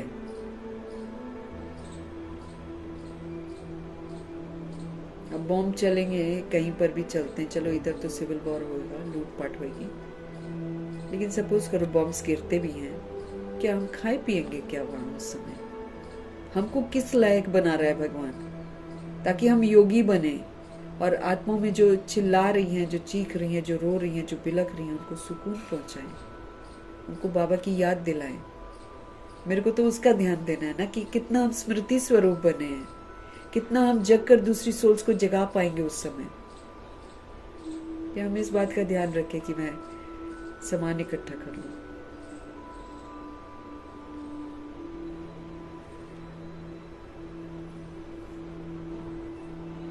वो तो समाप्ति है, क्या कर लेंगे, कितना खा लेंगे हम, खाया ही तो है इतना हमने, और क्या खा लें।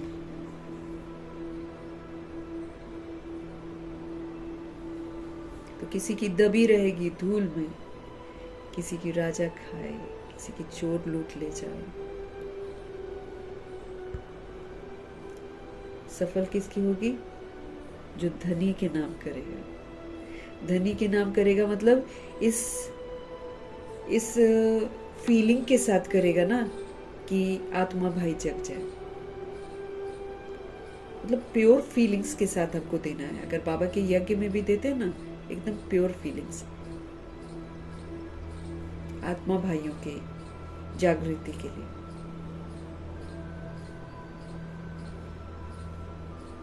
बाकी तो रह जाएगा यही, बड़ा पछतावा होगा, अरे हम यहाँ लगा लेते, हम वहां लगा लेते, हम कोई हिस्सा भगवान के नाम करके उसको सफल ही कर लेते। बड़ा ध्यान देना है हमको इन बातों पर।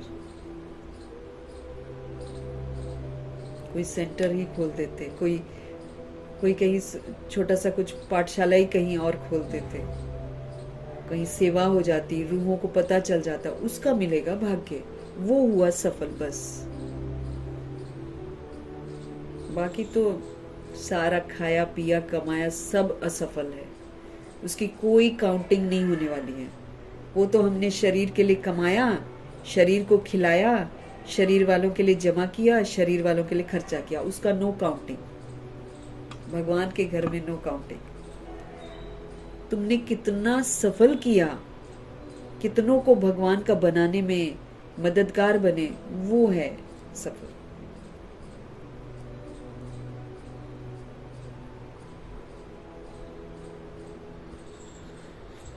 बाकी तो गया मिट्टी में, सब कुछ मिट्टी में मिलना है। तो ऐसी ऐसी चीजें बना रखी हैं, ये अपने ही विनाश के लिए कर रहे हैं। मौत तो बिल्कुल सामने खड़ा है, इतने बड़े बड़े महल बना रहे हैं, तुम जानते हो ये सब मिट्टी में मिल जाएंगे, किनकी दबी रहेगी धूल में, किसी की राजा खाएगा, किसी की चोर लूट ले जाएगा, किसी की आग जला देगी, और बचेगा क्या? जो धनी के नाम कर देगा। खाली हम जो चाहते हैं ना मधुबन में वो दे देते हैं, वो नहीं, वो तो हम खा पी कर आ जाते हैं। होटल में भी तो जाकर रहेंगे, खाएंगे पिएंगे ना। किस भावना से हम देते हैं? रूहों के कल्याण के लिए देते हैं, वो मायने रखेगा बस। उसका पता चल जाएगा वहां पर, देखो ना, वो पता चल जाएगा। जो ऐसे ही देता है उसका खाना आजकल डस्टबिन में डालते हैं वो लोग, कितना कितना वेस्ट करके, कितने ड्रम भर जाते हैं वहां पे, कितने लोग प्लेट में छोड़ देते हैं। जब वो बर्तन साफ कर रही होती वहां पर भी एक ड्रम पड़ा होता है, वहां पर भी डालते हैं।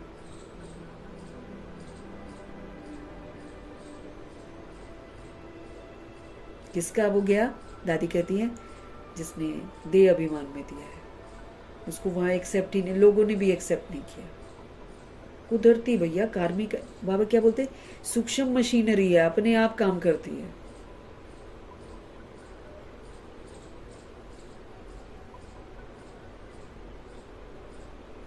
बॉम्ब्स आदि गिरने से सृष्टि के 3 भाग खलास हो जाते हैं, बाकी 1 भाग बच जाता है। देखो कैसे बाबा बता रहे हैं सारी बातें। अब बाबा हमारे कर्मा में इंटरफियर नहीं करते हैं, इसलिए वो कुछ नहीं बचाते किसी के। कई लोग होते भगवान नहीं बचा रहे, भगवान नहीं करा रहे। अरे भाई, भगवान क्यों कराएंगे ऐसे काम? लेकिन भगवान पर इल्जाम है कि भगवान ही करा रहे हैं। भगवान तो उल्टा आकर हमको बचा रहे हैं कि भैया सुधर जाओ तुम लोग। बाबा क्या बोल रहे हैं? बॉम्ब्स आदि गिरने से सृष्टि के 3 भाग जो है ना बिल्कुल खत्म हो जाएंगे, खलास पूरा। कई लोग सोचते हैं ना यहाँ से चलो लंदन जाके रहते हैं, सेफ हो जाएगा। 3 भाग खलास, बाकी 1 भाग बच जाता है। भारत एक हिस्से में है ना, बाकी तो सब बाद में आए हुए हैं। सिर्फ भारत ही था पहले, 2500 वर्ष तो सिर्फ भारत ही था, धीरे धीरे धीरे धीरे करके आगे बढ़ा है।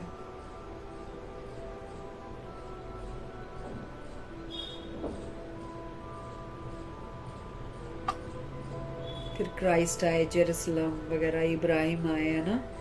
वो इज़राइल में कहते हैं इब्राहिम पहले आया, वो कहते हैं नहीं क्राइस्ट पहले आया। बस इसी चक्कर में लड़ रहे हैं और अपना अपना राज्य स्थापित करने की कोशिश कर रहे हैं। और सबसे पहले मुस्लिम और हिंदू ही पूरे मुस्लिम और क्रिश्चियन ही पहले सबसे खत्म होंगे।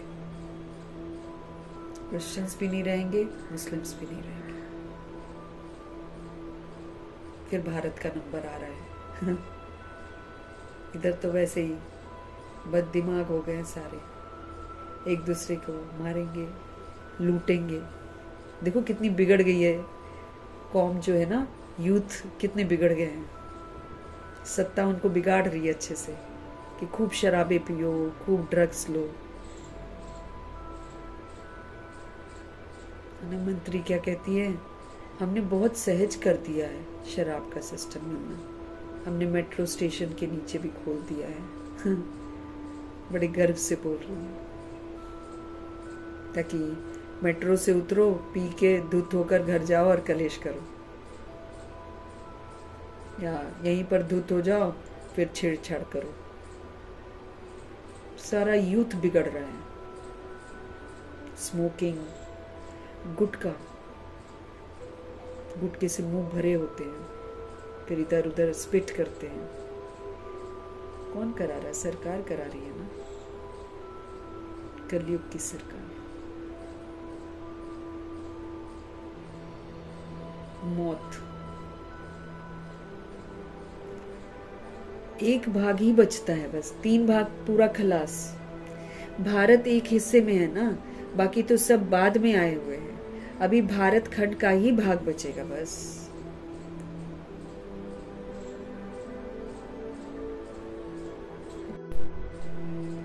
बाबा कहते हैं भारत एक हिस्से में है ना, बाकी तो सब बाद में आए हुए हैं। अभी भारत खंड का ही भाग बचेगा बस, बाकी सारे लंदन अमेरिका सब खत्म, सब खत्म। इसलिए कई बार मुरली में बाबा बोलते हैं ना, बाहर जा रहे हो ना सोच समझ कर जाओ, वापस नहीं आ पाओगे। कितनी बार बाबा ने मुरली में चलाया।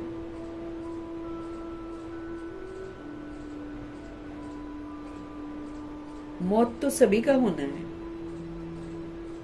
हम भारत वाले भी कहाँ बचेंगे, हमको भी मरना ही है, बॉडी तो छूटेगी। मौत तो सबका होना ही है, तो क्यों ना हम बाप से पूरा वर्षा ले ले भाई। उससे अच्छा वर्षा ले ले, भगवान से पढ़ ले, मरना तो है ही। लेकिन इज्जत से मरे ना। ये शरीर जो है सतयुग की खाद तो बने। इसको जब हम सफल करेंगे हड्डी सेवा करके, श्रीमत पर चल के, तभी तो ये सतयुग की खाद बनेगी।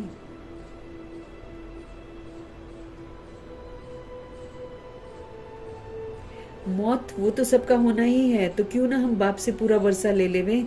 इसलिए बाप कहते हैं लौकिक संबंधियों से भी तोड़ निभाना है, बाकी बंधन नहीं है वो, ये ध्यान रखना है। अब जैसे शरीर की माँ के पास अगर जाते हैं हम लोग,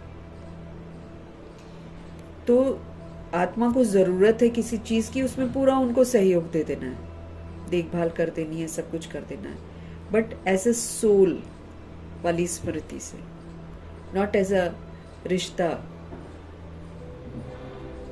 ऐसे हमको सभी के साथ करना है। तोड़ निभाना है। तोड़ मतलब पुराना जो स्मृति था ना, कि ये हमारी माँ है, चाहे बाप है, चाहे भाई है, चाहे बहन, वो वाला जो रिश्ता है ना, उसको तोड़ना है बुद्धि से, कि ये तो बस एक रोल है, परमानेंट तो नहीं है। क्योंकि परमानेंट होता तो 63 जन्म हम एक ही पिता के साथ रहते ना। 63 जन्म 63 बाप हमने लिए हैं, तो फिर क्या है, तो सारा तो रोल है ना। इसलिए उस स्मृति से उस तोड़ को तोड़ना है, पहले उसको तोड़ना है रिश्ते को, कि नहीं अब ये रूह है, अब ये प्रभु की अमानत है।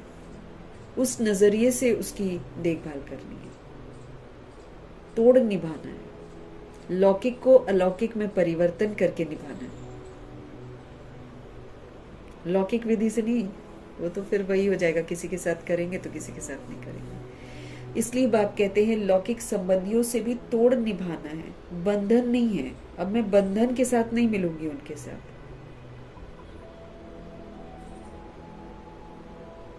तो बाबा राय देंगे कि क्यों नहीं सर्विस पर लग जाते हो, क्यों भाग रहे हो, मौत सामने खड़ी है,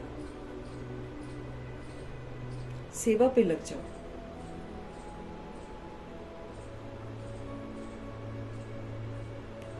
इंसान चाहकर भी कुछ नहीं कर सकता है। अगर कोई ये सोचे कि हम बच्चे पैदा कर लेते हैं, तो उसके चाहने से क्या जिंदगी चलेगी? अभी आगे नहीं चलेगी ना। बाबा कहते, तो बाबा तो यही राय देंगे कि क्यों नहीं सर्विस पर लग जाते हो। स्वतंत्र हैं तो बहुतों का भला कर सकते हो। अब जबरदस्ती मैं बंधन बांधूं अपने आप को, तो ये मेरी बेसमझी है। हम स्वतंत्र हैं तो फिर बाबा कहते बहुतों का भला कर सकते हो। अच्छा, कहाँ बाहर न जाएं तो अपने मित्र संबंधियों पर ही रहम करना चाहिए कि भैया सत्य बता दो उनको, बजाय इसके कि उनके मना रीति रस्मों में हम शामिल हो जाएं। उनको सत्य बता दो। सत्य बताएंगे सुखी रहेंगे, नहीं बताएंगे और निभाते रहेंगे तब तो हो गया काम। फिर तो वही सोल्स आकर तंग करेंगे। आपको पता था, बता ही देते, भले अभी नहीं सुनेंगे लेकिन उस समय जरूर बोलेंगे। एक बार बता देते हम चेंज हो जाते, नहीं नहीं हम चेंज हो जाते, ऐसे ऐसे बोलेंगे। इसलिए सच बताने में ही भलाई है। तो बाबा कहते चलो बाहर नहीं जा पाते हो ना, तो अपने मित्र संबंधियों पर ही रहम करना चाहिए।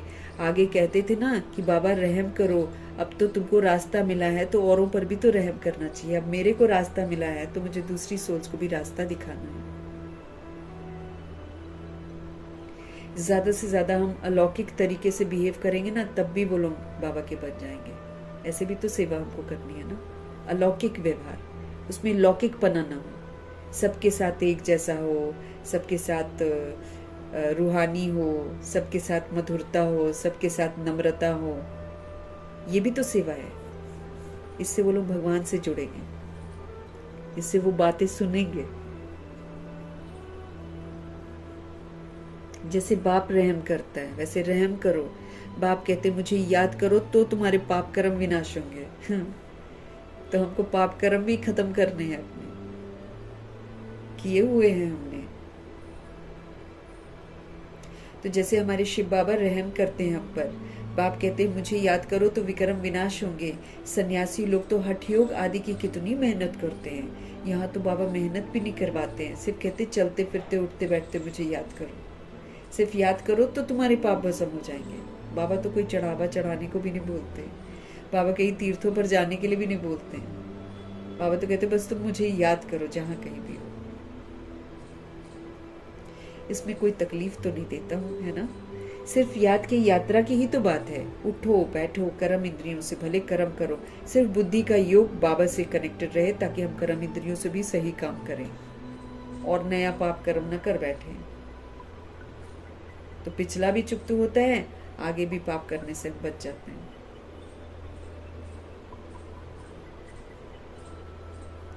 तो सिर्फ याद की यात्रा की बात है। उठो बैठो, कर्म इंद्रियों से भल कर्म भी करो, सिर्फ बुद्धि का योग किससे लगाओ? बाप से लगाओ। सच्चा सच्चा आशिक बनना है हमको। किसका? माशूक का। खुद कहते हैं कि हे आशिकों, हे बच्चों, भक्ति मार्ग में तो बहुत याद किया, लेकिन अब मुझ माशूक को याद करो तो तुम्हारे पाप भस्म हो जाए। मैं गारंटी करता हूँ कोई कोई बात शास्त्रों में आ गई है, भगवान द्वारा गीता सुनने से तुम जीवन मुक्ति पाते हो, ये लिखा हुआ है, लेकिन फिर श्री कृष्ण भी डाल देते ना, इसलिए कंफ्यूजन है। भगवान द्वारा गीता सुनने से तुम जीवन मुक्ति पाते हो, ये सच्ची गीता मुरली हम सुनते हैं, इससे हमारे को जीवन मुक्ति मिलती है। मनुष्य द्वारा गीता सुनने से जीवन बंद में हम आ गए हैं। जो मनुष्यों ने गीता लिखी है उससे तो हम जीवन बंद में आ गए हैं। हम भगवान को भी नहीं जानते, श्री कृष्ण को भगवान कहते थे।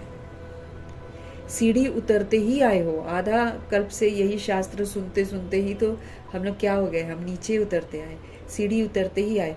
हर एक बात में विचार सागर मंथन हमको करना है, अपनी बुद्धि चलानी है। ये बुद्धि की यात्रा है जिससे हमारे विक्रम विनाश होंगे। ये बुद्धि की यात्रा है। वेद शास्त्र यज्ञ तप आदि करने से पाप नाश नहीं होंगे। जितना मर्जी हम वेद पढ़ लें, शास्त्र पढ़ लें, यज्ञ करते रहें, तप करते रहें, हमारे पाप नाश नहीं होंगे। नीचे ही गिरते आए हो, अभी तुमको ऊपर जाना है। सिर्फ सीढ़ी से कोई समझ नहीं सकेंगे जब तक उस पर कोई समझाए नहीं। तो जैसे छोटे बच्चे को चित्र दिखाकर सिखाना पड़ता है ना, ये हाथी है, तो जब हाथी देखेंगे तो चित्र भी याद आएगा। जैसे तुम्हारी बुद्धि में आ गया है, चित्र में हमेशा छोटी चीज दिखाई जाती है। तुम जानते हो कि वैकुंठ तो बड़ा होगा ना, बड़ी राजधानी होगी, वहाँ हीरे जवाहरातों के महल होते हैं, वो फिर प्रायः लोप हो जाते हैं, सब चीजें गायब हो जाती हैं, सब। नहीं तो ये भारत गरीब कैसे बना? साहूकार से गरीब, गरीब से साहूकार बनना है, ये ड्रामा चलता है। हम आत्माओं ने इसको बनाया है, इसलिए सीढ़ी पर समझाया जाता है कि ऐसे ऐसे उतरते हैं, फिर ऐसे ऐसे चढ़ते हैं। नए नए आते हैं ना, तो उनको समझाने से प्रैक्टिस होगी, हमारा मुख खुल जाएगा। नहीं भी है तो कमरे में बैठकर अकेले बोलो ना, मुख खुल जाएगा।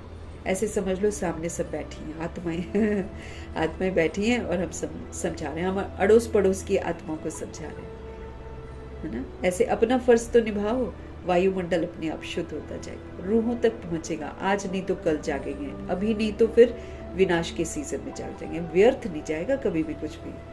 हम अगर कमरे में बैठ कर भी, खाली कमरे में, जैसे दादियां दीवारों को सुनाती थी, अगर हम भी सुना देंगे ना, खाली नहीं जाएगा, व्यर्थ नहीं जाएगा। रूहें सुन रही हैं, शुद्धिकरण हो रहा है।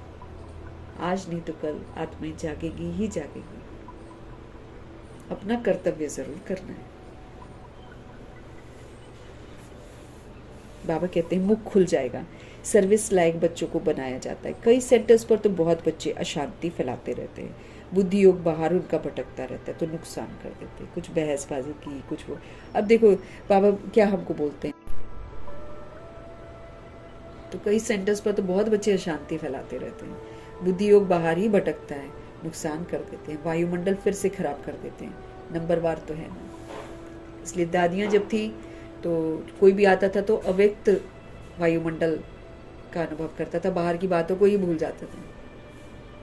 लेकिन अगर वैसा नहीं होता है, अव्यक्त वायुमंडल नहीं होता है, तो बाहर की सोल जो इतना सारा व्यर्थ लेकर आ रही है वो अंदर में पूरा व्यर्थ का शांति फैलाएगी ना।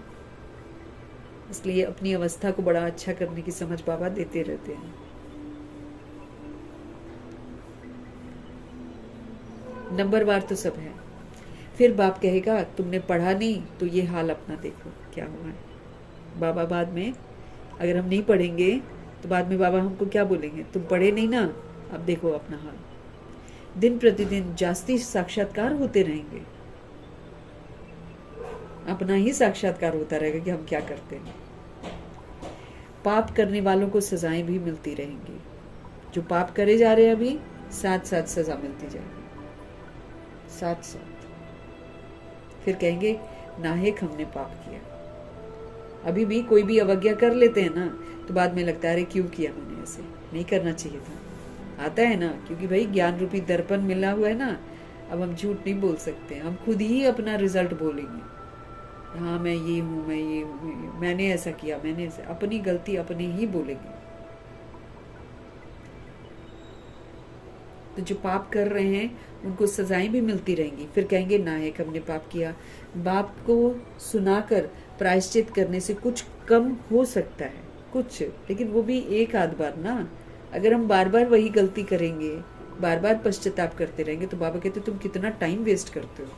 पढ़ा था ना हमने प्रायश्चित में, क्या बोल रहे बाबा, एक तो गलती की, वो वाला टाइम वेस्ट किया, फिर महसूस किया कि मैंने गलत किया, वो टाइम वेस्ट किया, फिर पश्चाताप किया। वो पश्चाताप डिपेंड करता है कि कैसा मैंने पाप किया।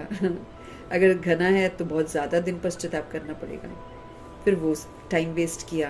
हाँ, फिर उसको ठीक करने में टाइम लगाया, वो टाइम वेस्ट किया। तो बाबा बोलते तुमने तो समय रूपी खजाने को कितना वेस्ट कर दिया। तो क्यों नहीं तुम करने से पहले ही सोच लेते हो, ताकि इतना सारा समय तो ना वेस्ट जाए। क्योंकि जब हम गलतियां करते हैं ना और हम पश्चाताप करते हैं तो टाइम लगता है। ये नहीं कि तुरंत गलती की, एहसास हो गया और बात खत्म। नहीं भाई, वो घना दिमाग में घर कर लेती है और फिर जाती नहीं है, जल्दी जाती नहीं है। बड़ा खतरनाक सिस्टम है। बाप को सुनाकर प्रायश्चित करने से कुछ कम हो सकता है, लेकिन एक बार गलती की हो तब पूरा खत्म नहीं होता है। क्योंकि पुराना जो मैंने अनजाने में किया है उसको एक्यूरेट याद से हम कर सकते हैं। वो भी याद एक्यूरेसी की चाहिए कि देह का भान अभिमान नहीं होना चाहिए। लेकिन उसके बाद जो हम गलती करते हैं उसकी कोई माफी नहीं मिलती हमको।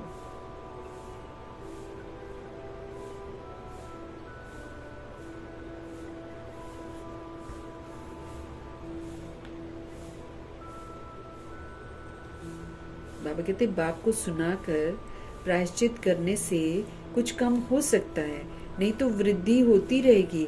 ऐसा होता रहता है, खुद भी महसूस करेंगे, परंतु फिर कहते क्या करें, हमारी ये आदत मिटती ही नहीं है।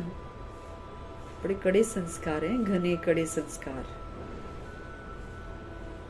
कोई कोई आदत मिटती नहीं है। इससे तो घर जाकर रहें, ऐसा भी कई लोग सोचते हैं। कोई तो अच्छी सर्विस करते हैं, कोई डिसर्विस भी करते हैं। हमारी सेना में कौन कौन बहादुर है ये बाप बैठकर नाम बताते हैं। बाकी लड़ाई आदि की यहाँ पर कोई भी बात नहीं है। बहादुर है मतलब ये नहीं कि लड़ते हैं, बल्कि बहादुर तो वही है जो बिल्कुल ही अहिंसक होता है, संपूर्ण अहिंसक। जैसे दादी है, मतलब ज्ञान मार्ग में बहादुरी है किस बात में, फुल स्टॉप लगाने में। कोई कुछ भी बोलता है हम बिंदी लगाते हैं, मन का मौन मुख का मौन, ये बहादुरी है। कोई कुछ भी करे हम रिएक्ट नहीं करें, बहादुरी है। हम किसी को रिजेक्ट न करें, किसी को कट न करें, ये मेरी बहादुरी है। हम क्वेश्चन न करें, करेक्शन न करें, मेरी बहादुरी है। और हम विस्तार को सार कर दें, बहादुरी है। हम सबके गुणों को देखें, बहादुरी है। हम सबकी महिमा करें, बहादुरी है। हम बातों को समेट लें, संभाल लें, सहन कर लें, बहादुरी है। हम सोच समझ कर कुछ बोलें, बहादुरी है। और हम बुराइयों को यूज़ न करें, बहादुरी है। हम सभी आत्माओं को सुख, शांति, प्रेम, वो हमको नहीं दे रहे हैं, लेकिन हम सबको सहयोग दें, बहादुरी है। अब यहाँ तो बहादुरी ऐसे है, जो भी शिव बाबा हमको कहते हैं इस कलयुग में करने के लिए, कलयुग के वायुमंडल में, देह अभिमान की दुनिया में जो बाबा कहते हैं करने के लिए, वो जब हम करते हैं तो वो बहादुरी है। बाकी जो उनके विपरीत जाकर हम करते वो सारी कायरता कहलाती है। जैसे के साथ तैसा, ईंट का जवाब पत्थर से, 1 का 10 जवाब देना, इस सारा का सारा क्या है? कायरता है।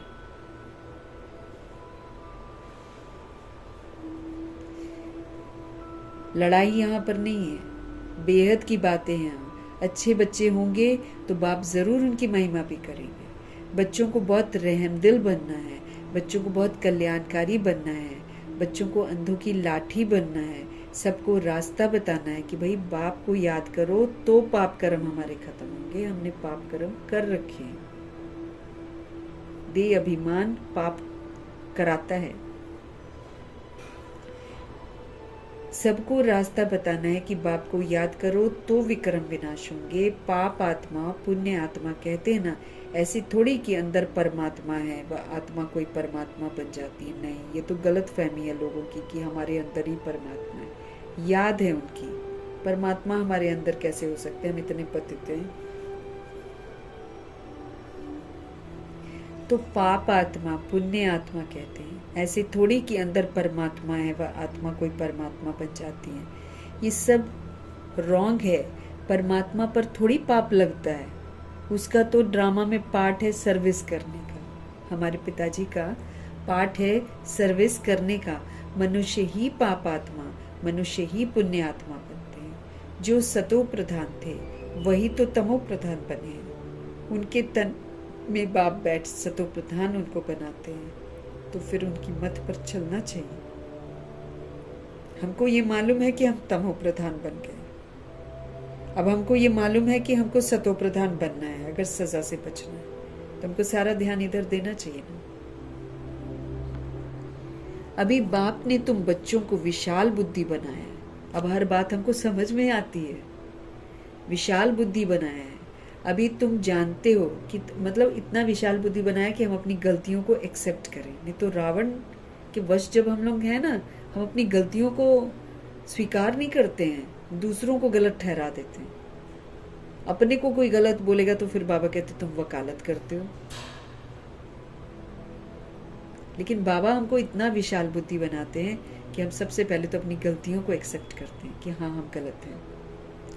अभी तुम जानते हो कि राजधानी कैसे स्थापन हो रही है। बाप ही ब्रह्मा तन में आकर ब्रह्मा मुख वंशावली बच्चों को राजयोग सिखाते हैं, देवी देवता बनाते हैं। जो ब्रह्मा मुख वंशावली बनते हैं, जो ब्रह्मा के मुख से परिचय प्राप्त करके भगवान को स्वीकार करते हैं, प्रतिज्ञा करते हैं पवित्रता की, उनको ब्रह्मा मुख वंशावली कहा जाता है। राजयोग फिर हम सीखते हैं कि कैसे आत्मा राजा है, परमात्मा के साथ योग लगाकर फिर श्रीमत प्रमाण कर्म इंद्रियों से कर्म करा के सबको सिविल बनाना है। तो राजयोग सिखाकर देवी देवता बनाते हैं, फिर पुनर्जन्म लेकर सीढ़ी उतरते हैं। अब फिर सब रिपीट करना है। बाप फिर ब्रह्मा के द्वारा स्थापना करा रहे हैं, फिर से करा रहे हैं। योग बल से तुम 5 विकारों पर जीत पाकर जगत जीत बनते हो। योग की ताकत से हम 5 विकारों पर जीत प्राप्त कर सकते हैं, हम जगत जीत बनते हैं। बाकी लड़ाई आदि यहाँ पर कोई बात नहीं, ऐसी लड़ाई नहीं करनी हमको। अच्छा, मीठे मीठे सिकिलदे बच्चों प्रति माता पिता बाप दादा का याद प्यार और गुड मॉर्निंग। रूहानी बाप की रूहानी बच्चों को नमस्ते। हम रूहानी बच्चों की भी रूहानी बाप को दिल से, जान से, सिख से, प्रेम से, अदब से, पूरे रिस्पेक्ट से, पूरे रिगार्ड से प्यार भरी नमस्ते और तहे दिल से मीठे परमात्मा जी का धन्यवाद। बंधन मुक्त बन बाप की सेवा में लग जाना है। ज़्यादा बंधन में हमको नहीं फंसना है। अब अपने आप को बंधनों से मुक्त करना है, बाप की सेवा में लग जाना, तभी ऊंची तकदीर बनेगी। हमको याद रखना है कि हम तकदीर बना रहे हैं अपनी। ऊंची तकदीर मेरी तभी बनेगी जब हम अपने आप को सारे बंधनों से मुक्त करें और ईश्वरीय सेवा में लग जाएं। ईश्वर की सेवा में अपनी सेवा भी जरूर आती है, इस बात का हम जरूर ध्यान रखेंगे। स्व की सेवा के साथ विश्व की सेवा करनी है। अपना स्व की सेवा मतलब अपने को सुधारना, बंधन मुक्त बनकर बाप की सर्विस में लग जाना है, तब हमारी ऊंची तकदीर बनेगी। रहम दिल बनकर अनेकों को रास्ता बताना है, अंधों की लाठी बनना है। सब समझ से अंधे हैं, सब हम भी थे, हम भी समझ से अंधे थे, लेकिन अभी भी जब हम बेसमझी करते हैं तो हम फिर अंधे हैं। जब भी हम बेसमझी करते हैं ना, देह अभिमान में आ जाते हैं, तो फिर अंधे के अंधे ही हैं। फिर क्या करते हैं? धोखा खाते हैं। अंधा क्या करता है? अंधे को धोखा मिलता है ना, ठोकर खाता है, कभी इधर कभी उधर। तो समझ से जब हम अंधे होते हैं तो क्या करते हैं? फिर से धोखा खाते हैं, और इस बात से बिल्कुल अनजान कि समझ से अंधे हुए तो लाइन तो आगे बढ़ गई है। अब दोबारा लाइन में जब होश में आएंगे, लाइन में लगना होगा तो एकदम पीछे से लगना होगा। बीच में थोड़ी मेरे को घुसने दिया जाएगा कि यहाँ पर तुम्हारा नंबर था और तुम यहाँ पर आ जाओ। यहाँ पर वो सिस्टम नहीं है। बाकी हॉस्पिटल में अगर जाओ तो नंबर ले लेते हैं, तो चलो थोड़ा सा बाहर चले गए, फिर भी नंबर आ जाता तो जाते हैं ना। यहाँ वो नहीं है, एक बार गाड़ी छूट गई तो छूट गई, फिर थोड़ी बीच में घुसने देंगे, फिर कहेंगे जाइए पीछे जाकर खड़े हुए, हम आपको नहीं जानते, आप कौन हो। इस शरीर से अब हमको ममत्व निकाल देना है, ये भी हमको पुरुषार्थ नहीं करने देता है। इसलिए दादियां जब बीमार होती थी तो क्या करती थी? शरीर से अलग अपनी को आत्मा समझकर चुकतू कराती थी। लेकिन अगर हमको शरीर से अटैचमेंट हो जाता है तो हम इसके अटैचमेंट में रह जाते। क्यों? शरीर के साथ फिर शरीर के संबंध भी हैं, शरीर के वस्तु वैभव भी हैं, उसी में फंसे रह जाएंगे। इसीलिए इससे अटैचमेंट रखनी नहीं है। इस शरीर से ममत्व निकाल, जीते जी हमको मरना है। बार बार चलते फिरते उठते बैठते मेरे को समझना मैं आत्मा हूँ, मैं आत्मा हूँ, मैं आत्मा हूँ, मैं आत्मा ये कर रही हूँ, मैं आत्मा वो कर रही हूँ, मैं आत्मा वहां जा रही हूँ, मैं आत्मा खा रही हूँ, मैं आत्मा बोल रही हूँ, मैं आत्मा, मैं आत्मा, मैं आत्मा, मैं आत्मा। नेचुरल करना है। तो शरीर से ममत्व मुझे निकाल देना है। इसको बोलते जीते जी मरना है, क्योंकि अब वापस घर चलना है।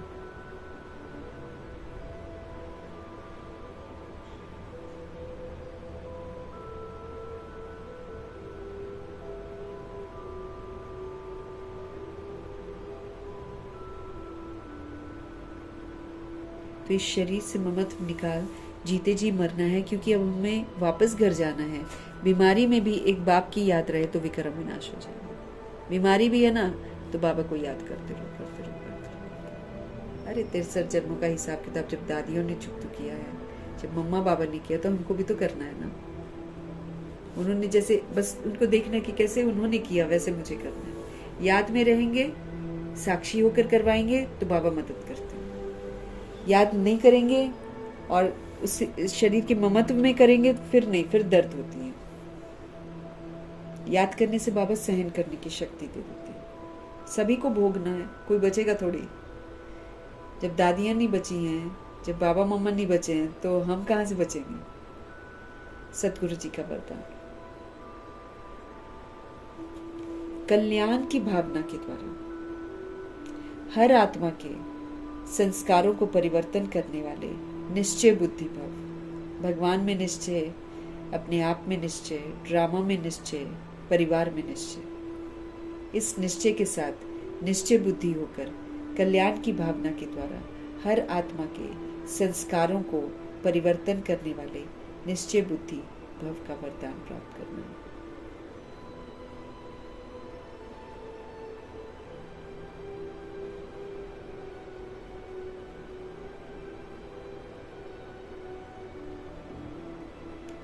बाबा कह रहे हैं, जैसे बाप में 100% निश्चय बुद्धि हो, कोई कितना भी डगमग करे कि भगवान नहीं है, भगवान नहीं है, कितना भी डगमग करने की कोशिश करें, लेकिन हो नहीं सकते। ऐसे दैवी परिवार व संसारी आत्माएं, ठीक है, दैवी परिवार भी और संसारी आत्माएं भी जो द्वापर युग कलयुग में आती हैं, उनके द्वारा भल कोई कैसा भी पेपर ले, क्रोधी बनकर सामना भी कर, वो हमारे सामने क्रोधी बन जाए, सामना करे, वह कोई इंसल्ट भी कर दे, वह कोई गाली भी दे दे, तो बाबा कहते कायदे से वो हमको डगमग नहीं कर सकते। इसमें सिर्फ क्या करना है, हर आत्मा प्रति मेरे को कल्याण की भावना रखनी है, अपनी भावना को चेंज कर देना है, सबके प्रति आत्मिक भाव रखना है और कल्याणकारी भावना रखनी है, सबको आत्मा रूप में देखना है, सबके प्रति आत्मिक भाव रखना है और कल्याणकारी भावना रखनी है, सभी के प्रति बाबा कहते हैं।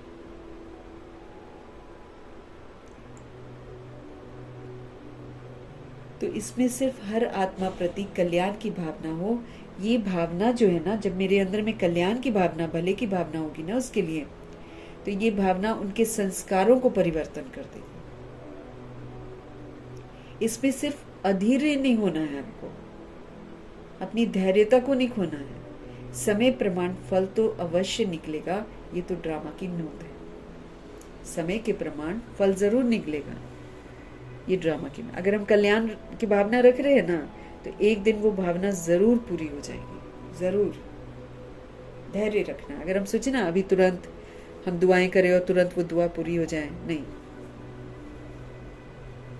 उसके पहले कोई भी मेरा पेपर बन सकता है, दैवी परिवार की आत्मा भी मेरा पेपर बन सकती है और बाहर की संसारी आत्मा भी मेरा पेपर बन सकती है। तो कोई कैसा भी पेपर ले, बाबा कहते हैं, चाहे क्रोधी बनकर क्यों ना आपका सामना करे, इंसल्ट कर दे आपकी, आपको गाली दे, तो भी आपको डगमग नहीं होना,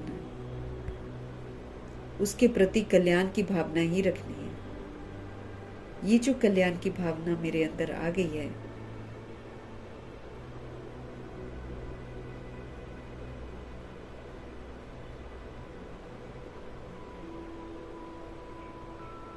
तो बाबा कहते हैं इसमें सिर्फ हर आत्मा प्रति कल्याण की भावना हो, ये भावना उनके संस्कारों को परिवर्तन कर देगी। इसमें सिर्फ अधीर नहीं होना है, धैर्यवत रहना है, समय प्रमाण फल जरूर निकलेगा, सोल्स ने तो बदलना ही बदलना है, ये ड्रामा की नूंद है। हमको क्या करना है, हमको अपनी भावनाओं को कल्याणकारी बना लेना है, भाव को आत्मिक बना देना है और भावना को कल्याणकारी बना देना। तो बाबा कहते हैं जैसे बाबा में 100% निश्चय बुद्धि हो, कोई कितना भी आपको डगमग करे कि भगवान नहीं है, भगवान नहीं है, तो भी आप डगमग नहीं हो सकते। ऐसे ही दैवी परिवार हो, चाहे दुनिया की आत्माएं हो, वो भल कोई कैसा भी आपका पेपर ले, क्रोधी बने, सामना करे, कोई आपको इंसल्ट भी कर दे, कोई आपको गाली भी दे दे, उसमें भी डगमग नहीं हो सकते। इसमें क्या करना पड़ेगा, सिर्फ हर आत्मा के प्रति कल्याण की भावना हमको रखनी पड़ेगी, कल्याण की भावना रखनी है। ये भावना क्या करेंगी, ये कल्याणकारी भावना ही उनके संस्कारों को परिवर्तन कर देंगे।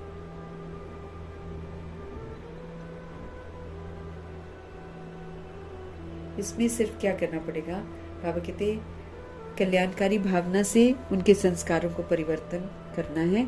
इसमें सिर्फ धैर्य नहीं खोना, क्योंकि वो लोग बहुत बार इंसल्ट करेंगे, बहुत बार तंग करेंगे, दैवी परिवार वाले भी और संसारी वाले भी बहुत बार पेपर लेंगे, बेइज्जती करेंगे बार बार, है ना। जैसे आशा दीदी, जब वो नहीं, आशा दीदी नहीं, उषा बहन,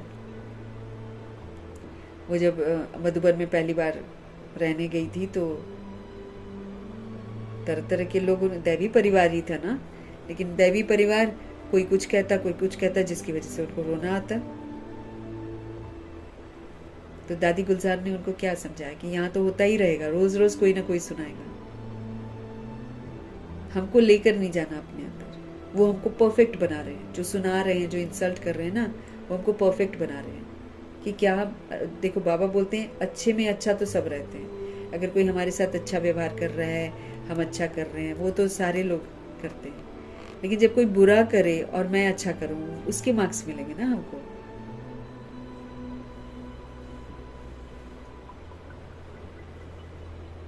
तो सबके प्रति कल्याण की भावना रखनी है। तो दैवी परिवार भी इंसल्ट करेगा, कोई भी पेपर बन सकता है ना हमारा, तो वो हमको डगमग न कर दे, मतलब मेरे अंदर फीलिंग ना आ जाए, दुख ना आ जाए, आंसू ना आ जाए, हम डगमग ना हो। इसमें क्या करना पड़ेगा? हर आत्मा के प्रति कल्याण की भावना, एवरी सोल, हर सोल के प्रति, हर सोल के प्रति हमारे मन में कल्याण की भावना। ये भावना क्या करेगी ना, ये उनके संस्कारों को परिवर्तन कर देगी।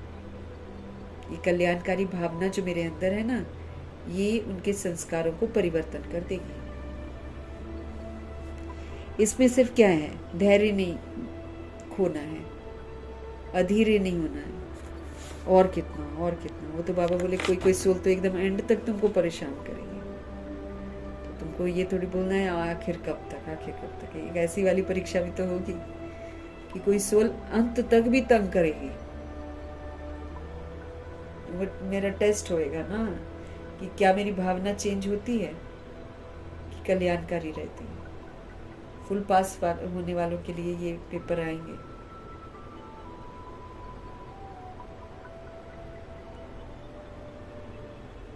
इसमें सिर्फ अधीर नहीं होना है, समय प्रमाण फल तो जरूर निकलेगा, ये ड्रामा की नोंद है।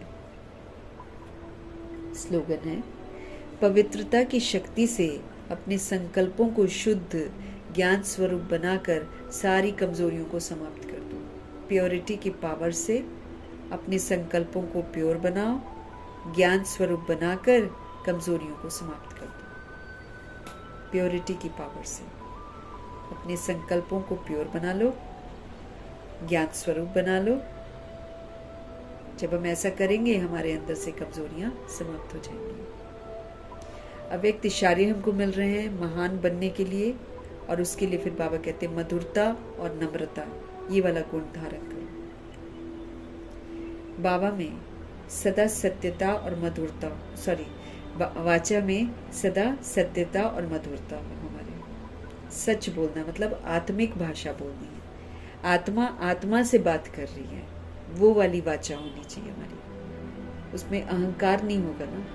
जब देह समझकर देहधारी से बात करते तो हमारे अंदर अहंकार आता है, लेकिन जब हम आत्मा समझकर आत्मा से बात करेंगे तो फिर आत्मा परमात्मा का बच्चा है ना, तो आत्मा परमात्मा का बच्चा आत्मा परमात्मा के बच्चे से कैसे बात करेगा? वो वैसे हमको बात करनी है, निरअहंकारी।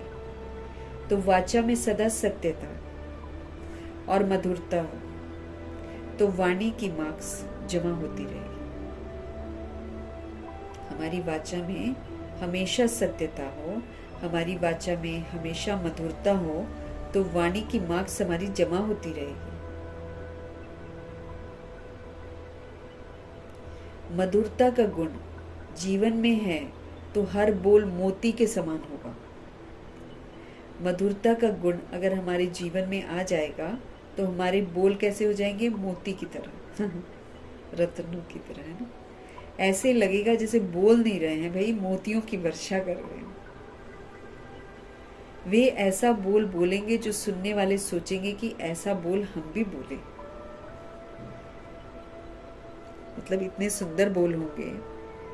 अब जैसे दादी का हम सुनते हैं तो लगता है ना कि हमको भी ऐसी बात करनी चाहिए। जैसे दादी विनम्रता से बात करती थी सबके साथ, सबको रिगार्ड देती थी, तो ऐसे बोल बोलेंगे जो सुनने वाले सोचेंगे कि हम भी ऐसे ही बात करें। सबको सुनकर सीखने की, फॉलो करने की प्रेरणा मिलेगी। अब देखो यहाँ ज्ञान नहीं सुना रहे हैं, लेकिन बोलने का लहजा जो है वो मधुरता का है, इसलिए दूसरी सोल को भी मन करता है कि मैं भी ऐसे ही सीखूं, मैं भी ऐसे ही फॉलो करूं। उसको इंस्पिरेशन मिलता है। ऐसे मधुर बोल का वाइब्रेशन सर्व को स्वतः ही फिर खींचता है। जो भगवान की शिक्षाएं हैं, अगर वो हम अपनी जिंदगी में अमल में लाएंगे ना, तो हमको किसी को कहना नहीं पड़ेगा कि ऐसे करो, अपने आप वो प्रेरित होकर करेंगे। ऐसे बाबा चाहते हैं। जैसे दादी चुप रहती थी, जब तक कोई बुलवाता नहीं था तब तक बोलती नहीं थी। तो उन्होंने क्या सिखाया कि जबरदस्ती मतलब फालतू का बोलना ही नहीं है, अपनी शक्ति को जमा करना है। और ये भी होता है कि कई एक बार हम बोलते दूसरा सुनना ही नहीं चाहता है ना, तो उसमें हिसाब किताब बन जाता है। तो दादी चुप ही रहती थी, बोलती ही तब थी जब कोई बोलता था कि हाँ इसका जवाब दे दो। तो बोलने पर बोला ना, और फिर बोलती भी बड़ी सभ्यता से थी, बिना बुलवाए नहीं बोलती थी। तो हमको भी ये चीज सीखनी है।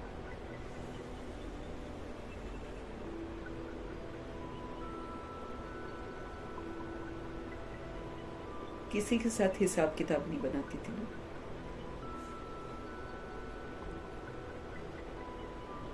तो वाचा में सदा हमारी सत्यता हो, वाचा में सदा हमारी मधुरता हो।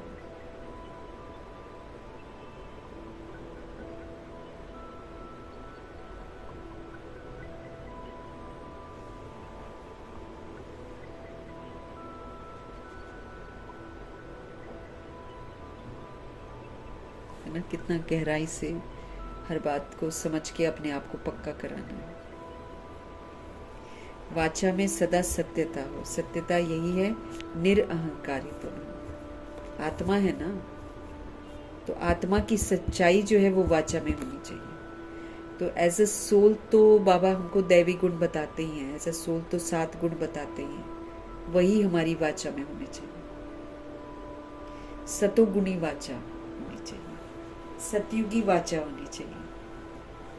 यही सच्चाई है। बाकी तो झूठ हमने इकट्ठा किया हुआ है, वो तो हमने द्वापर युग से धारण किया है ना, वो तो झूठ है, वो तो देह का हमने सब कुछ किया है। हमको अब आत्मा का सत्यता को धारण करना है। तो वाचा में सदा सत्यता हो, वाचा में हमारे मधुरता हो, तो फिर वाणी की मार्क्स जमा हो। हमको मार्क्स मिल रहे हैं। हाँ, वो सबसे ज़्यादा ध्यान इस बात का देना है कि हम स्टूडेंट हैं, हम पढ़ रहे हैं, साथ साथ हम पेपर दे रहे हैं। और जो पेपर हैं, जो धारणाएं हैं, वो हमारी वहाँ पर चेक होंगी जहाँ पर लोग हमारे साथ अच्छा व्यवहार नहीं करेंगे, वहाँ पर चेक होगा। अब सारे मीठा मीठा बात कर रहे हैं, वहाँ मीठा बात करें नहीं, कड़वों के बीच में जाकर हम मीठा बात करें, उसके मार्क्स मिलेंगे। तो वाचा में सदा सत्यता और मधुरता हो, तो वाणी की मार्क्स हमारी जमा होती रहेगी। मधुरता का गुण जीवन में है तो हर बोल कैसा हो जाएगा, मोती सम। ऐसे लगेगा जैसे बोल नहीं रहे हैं, मोतियों की वर्षा हो रही है। वे ऐसा बोल बोलेंगे जो सुनने वाले सोचेंगे कि ऐसा बोल हम भी बोले, है ना। दादी का सुन सुनकर लगता है कि हम भी ऐसे ही बात करें जैसे दादी बात करती है, सिखा रही, प्रेरणा मिलती है। और सभी के साथ वो ऐसा बात करती है, तो हम भी सभी के साथ ऐसे बात करें, इंस्पिरेशन मिलता है ना। तो दादी ने ये गुण धारण किए हुए, नेचुरल धारण किए, इसलिए उनकी वाणी से फिर हमको भी प्रेरणा मिलती है। बाबा कहते बोलेंगे जो सुनने वाले सोचेंगे कि हम भी ऐसा ही बोल बोले। सबको सुनकर सीखने की, फॉलो करने की प्रेरणा मिलेगी। ऐसे मधुर बोल का वाइब्रेशन सभी को स्वतः ही खींचता है। मीठे मीठे बाबा की मीठी मीठी समझाने के लिए उनका धन्यवाद करेंगे। ब्रह्मा माँ का धन्यवाद, जगदम्बा माँ का धन्यवाद, कुलसार दादी जी का धन्यवाद, अष्ट रत्नों का धन्यवाद, नवग्रहों का धन्यवाद, एडवांस पार्टी की सारी सोल्स का धन्यवाद, बची हुई जितनी भी आत्माएं हैं सबका धन्यवाद, और तत्वों का धन्यवाद, ड्रामा का धन्यवाद, प्रकृति का धन्यवाद, माया का धन्यवाद, यमदूत का धन्यवाद, करोड़ों की आबादी का धन्यवाद, साधनों का धन्यवाद, साधन बनाने वालों का धन्यवाद, साथ में रहने वाली सोल्स का धन्यवाद, सहयोगी आत्माओं का धन्यवाद, अविनाशी खजानों का धन्यवाद, समय का धन्यवाद, शरीर रूपी इंस्ट्रूमेंट का धन्यवाद, पूरे यूनिवर्स का धन्यवाद, आप सभी सोल्स का धन्यवाद, सृष्टि की मेहमान नवाजी का तहे दिल से हम धन्यवाद करेंगे। धन्यवाद करते हुए ओम शांति।